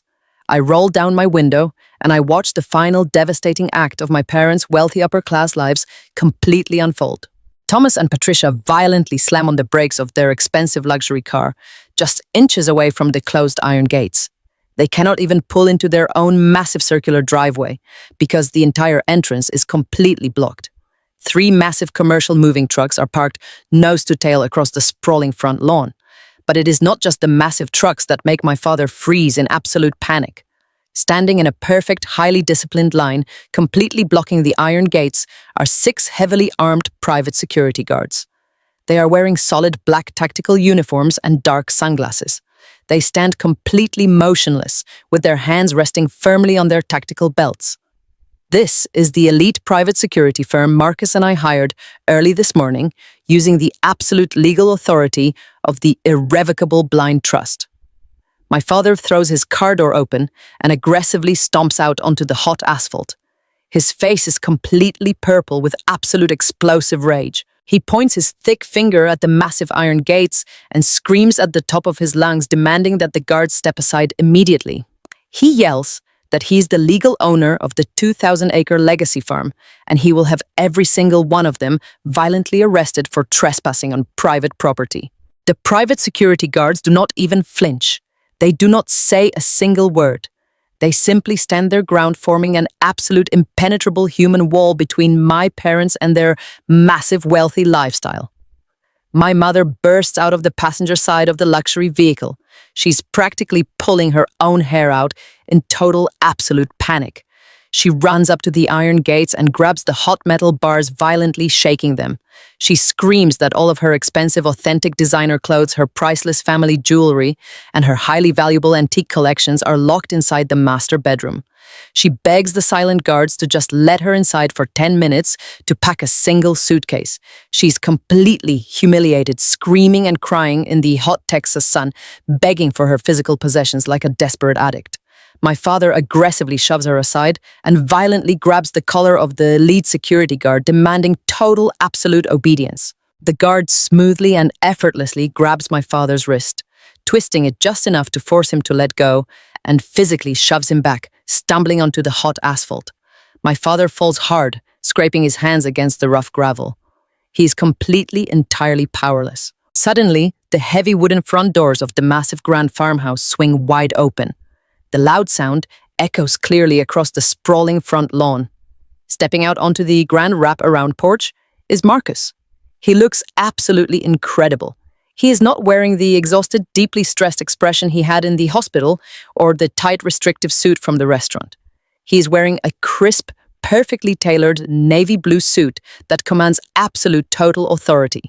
He stands at the very top of the wooden steps, looking down at my parents with cold, entirely dead eyes.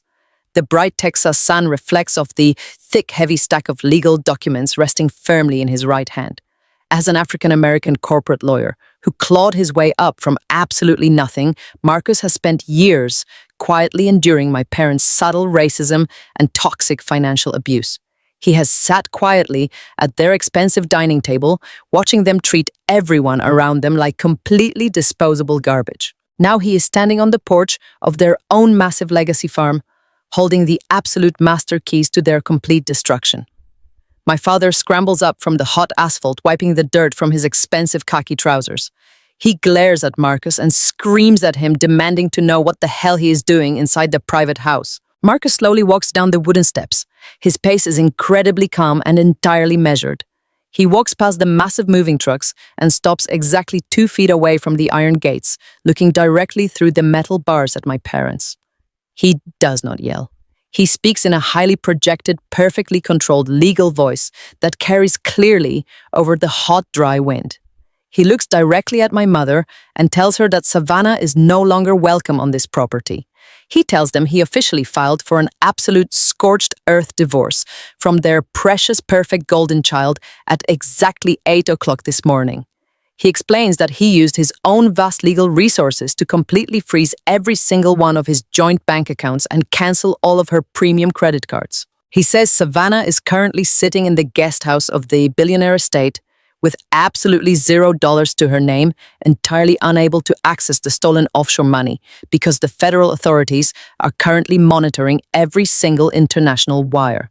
He tells my parents they raised a selfish, highly toxic parasite who gladly funded her luxury vacations with stolen taxpayer money, and now she is going to face the absolute devastating federal consequences entirely alone. My mother lets out a loud, agonizing shriek. She covers her face with her shaking hands, completely devastated that her flawless golden child has been entirely abandoned and financially ruined. But Marcus is absolutely not finished. He turns his cold, intense gaze directly onto my father. He slides a massive, thick legal folder through the narrow gaps in the iron gates and drops it forcefully onto the hot asphalt right at my father's feet. The heavy paper hits the ground with a loud, authoritative slap. Marcus tells Thomas that he is officially and legally serving him with a massive federal civil lawsuit. He explains that as the newly appointed chief legal counsel for the Richard Sterling Irrevocable Blind Trust, he is aggressively suing my parents for the exact sum of $6 million. He tells my father they actively committed massive corporate wire fraud, forged federal agricultural grants, and deliberately stole millions of dollars from a dying billionaire. He says the civil lawsuit is just a tiny absolute formality to ensure they can never legally touch a single penny of the legacy farm ever again. He reminds them that the Federal Bureau of Investigation is currently drafting the massive criminal indictments based on the whistleblower report I filed 60 days ago. My father stares down at the thick legal folder resting in the dirt. His entire body is violently shaking. He looks back up at Marcus, his eyes wide with absolute pure terror. He stammers, asking how Marcus could possibly betray his own family like this. Marcus lets out a sharp, bitter laugh that echoes loudly across the sprawling lawn. He looks my father dead in the eyes and tells him they were never a real family. He tells Thomas he is nothing but a pathetic, weak financial predator who used his own daughters as human shields to protect his fake upper-class image. Marcus tells him the moving trucks are currently packing up all of the expensive furniture and luxury items inside the house because the Blind Trust is legally seizing every single physical asset to satisfy the massive $6 million debt. He tells my mother her expensive designer clothes and priceless jewelry will be auctioned off by the federal courts to repay the stolen government subsidies. He says they have absolutely nothing left inside that massive house that legally belongs to them. I open my car door and step out onto the hot, dusty road. I slowly walk up the driveway toward the iron gates, standing right next to the massive moving trucks. My parents slowly turn their heads and look at me. They look completely broken, utterly defeated, and entirely destroyed. They are completely locked out of their massive legacy farm, completely bankrupt and actively facing decades in a federal penitentiary. I stand right beside Marcus, looking through the heavy iron bars at the two people who brought me into this world. I do not feel an ounce of pity. I do not feel a single shred of guilt. I look at my father, who is currently sweating profusely and completely hyperventilating on the hot asphalt. I tell him the forced marriage was a completely brilliant idea. I thank him for pushing me so aggressively to marry Richard because it gave me the absolute perfect legal weapon to entirely dismantle his fraudulent empire. I tell my mother she should probably get back in her luxury car and drive away before the federal agents arrive to officially seize the vehicle as stolen property. I stand tall, entirely victorious alongside my brilliant brother-in-law, completely ready to watch their toxic world burn to absolute ashes. The chaotic scene playing out on the hot asphalt directly in front of the massive iron gates is suddenly interrupted by the loud, aggressive screeching of heavy tires. A bright white luxury Tesla violently swerves off the main county road and aggressively parks right on the dry grass, just a few feet away from my parents' abandoned vehicle. The driver's side door flies open and Savannah steps out into the blazing Texas heat. She is still wearing her bright pink silk resort outfit, but her massive designer sunglasses are gone and her face is twisted into a mask of pure absolute panic. She just spent the last 3 hours trapped inside the billionaire guest house, frantically trying to buy expensive online plane tickets, only to watch every single one of her premium credit cards decline one after another. She storms across the gravel, her expensive sandals kicking up thick clouds of white dust.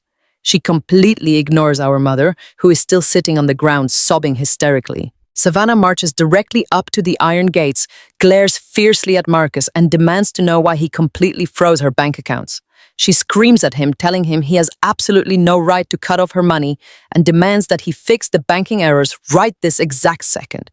She acts exactly like a spoiled toddler, throwing a massive temper tantrum, completely oblivious to the elite private security guards, standing in a solid wall right in front of her. Marcus does not even blink. He stands perfectly still on the opposite side of the iron bars, his navy blue suit looking immaculate against the dusty, chaotic backdrop. He looks down at his soon-to-be ex-wife with an expression of profound, absolute disgust. He tells Savannah to lower her voice and look around. He explains to her in a razor-sharp legal tone that there are no banking errors. He tells her the accounts are completely frozen because the federal government is actively seizing every single penny of the stolen taxpayer money she used to fund her pathetic fake luxury lifestyle. Savannah's jaw drops open in absolute shock. She furiously points a shaking finger at me and screams that I am supposed to be the one taking care of the family finances.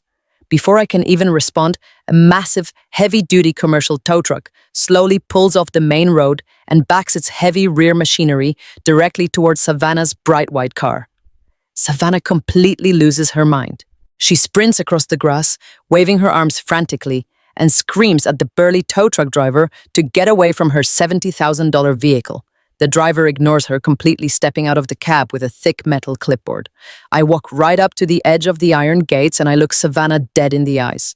I tell her I used my absolute authority as the sole executor of the estate to completely cancel the massive fraudulent auto loan our parents took out in my name to buy her that car. I tell her I personally called the repossession company an hour ago and gave them her exact location. Savannah lets out a piercing, agonizing scream as the heavy metal hooks lock securely onto the front axle of her pristine luxury car. She falls to her knees in the dirt, completely destroying her expensive pink silk dress, openly sobbing as her ultimate status symbol is violently dragged away down the dusty county road. As the loud rumbling of the heavy tow truck slowly fades into the distance, a new terrifying sound begins to echo across the sprawling Texas landscape. It is not the loud blaring sirens of local county police. It is the deep, powerful roaring engines of 3 massive unmarked black federal vehicles rapidly approaching the legacy farm. My father hears the engines and his head violently snaps up from the hot asphalt. The remaining color completely drains from his sweating face, leaving him looking like a terrified ghost. He knows exactly who is coming. The 3 heavy black vehicles aggressively pull up, completely blocking the entire driveway and sealing off any possible escape route. The heavy doors swing open in perfect unison, and 6 highly trained federal agents step out into the blazing sun. They are wearing dark tactical vests with bright yellow letters spelling out the Federal Bureau of Investigation across their chests. The absolute final devastating blow has officially arrived. The lead federal agent, a tall, imposing man with cold, calculating eyes, walks directly toward my parents. He does not ask politely. He commands absolute total compliance. He looks directly at Thomas and Patricia and loudly states their full legal names. He announces that they are officially under federal arrest for massive corporate wire fraud, the aggressive falsification of federal agricultural grants, and grand larceny. My mother lets out a weak, pathetic, whimpering sound that barely even resembles a human voice.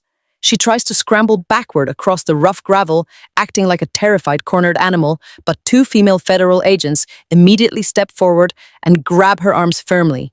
They pull her up to her feet and smoothly click a pair of heavy, solid steel handcuffs tightly around her wrists. The sharp, metallic clicking sound of the locks engaging echoes loudly over the quiet farm. My mother entirely breaks down.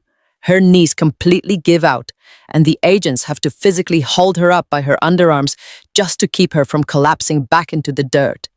She looks at me through the heavy iron gates, her mascara running in dark, thick streaks down her pale face, and she actually tries to beg me for mercy. She cries out my name, telling me I am her oldest daughter, and pleading with me to tell the federal agents it was all a massive misunderstanding. I stand perfectly still, my face entirely cold and completely unreadable. I tell her there is absolutely no misunderstanding.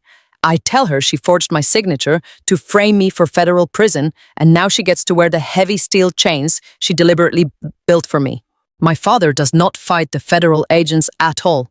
The massive, terrifying arrogance that defined his entire upper-class life is entirely gone.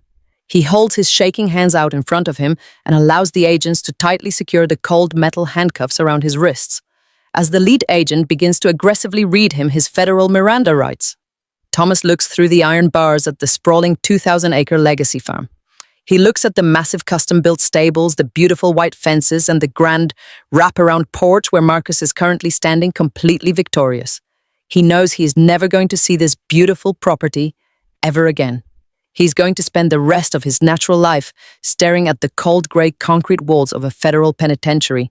The federal agents roughly spin him around and begin to march him toward the back of the massive black vehicle. Savannah is still kneeling in the dirt, completely paralyzed by absolute pure terror, watching her wealthy, powerful parents being treated like common dangerous criminals.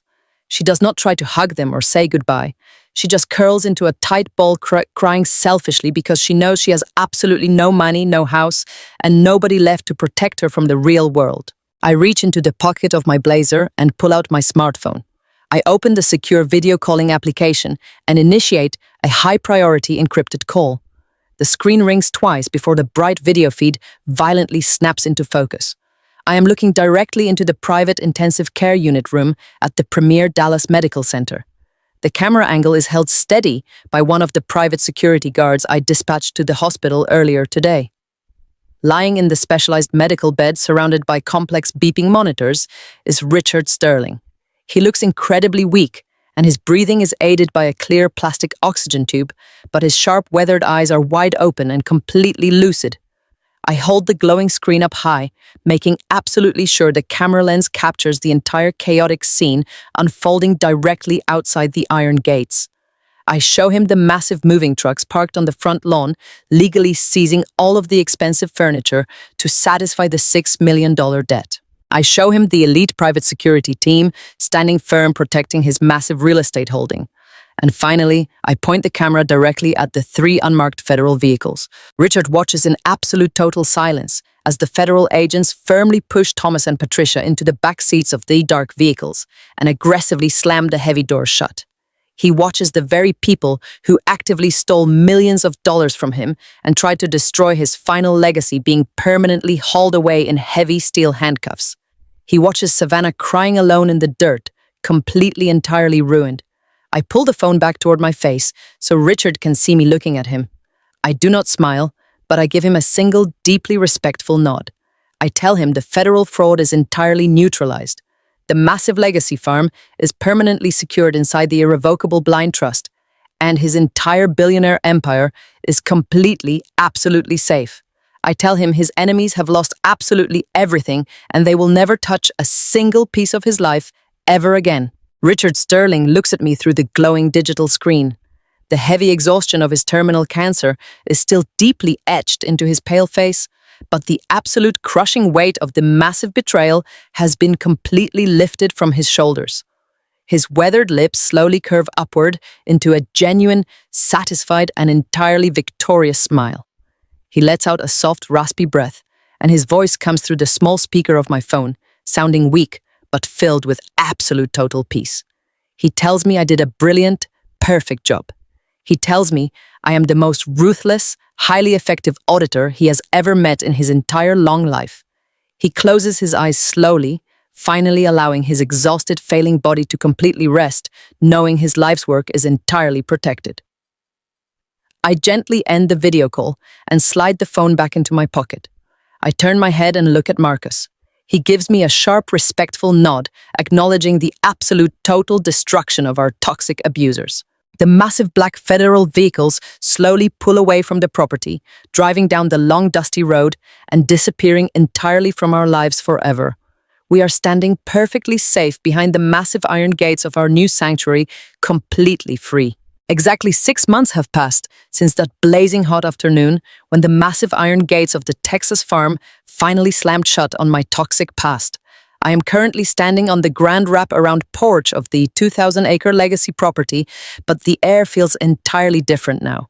It is incredibly quiet and profoundly peaceful.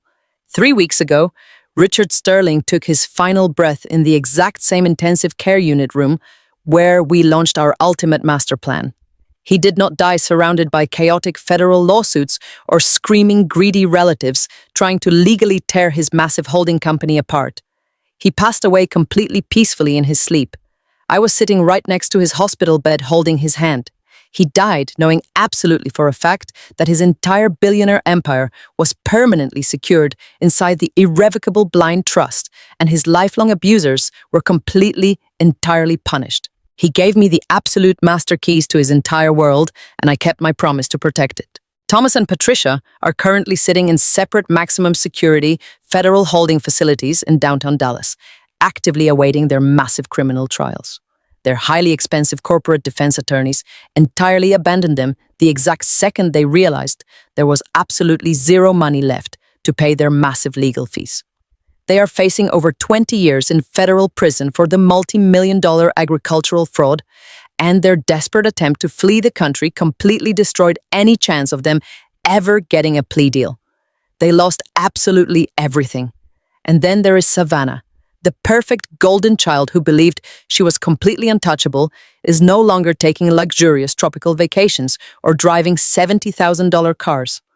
Marcus successfully executed the most ruthless scorched earth divorce in Texas history, leaving her with absolutely zero financial support. Savannah currently works a grueling 40-hour-week minimum wage job folding clothes at a cheap retail store in a rundown strip mall, simply trying to survive the crushing reality of the real world she used to actively mock. I lean against the smooth white wooden railing of the porch and take a very long deep breath of the crisp morning air. This massive sprawling farm is no longer a dark, heavy symbol of my father's arrogant, toxic upper-class vanity. It is a genuine, beautiful sanctuary, and I own every single inch of it completely free and clear. I am the sole executive director of the Richard Sterling Charitable Foundation, actively using his massive wealth to fund agricultural scholarships for students who actually deserve a chance at a real future. Marcus comes out of the front door holding 2 hot cups of coffee. He was recently promoted to senior managing partner at his prestigious law firm, and he serves as the chief legal counsel for the trust. We stand together looking out over the endless green pastures, completely untouched by the toxic chaos that used to poison this land. The heavy, crushing weight I carried on my shoulders for 31 years is entirely gone. I am no longer the obedient scapegoat. I am the master of my own universe.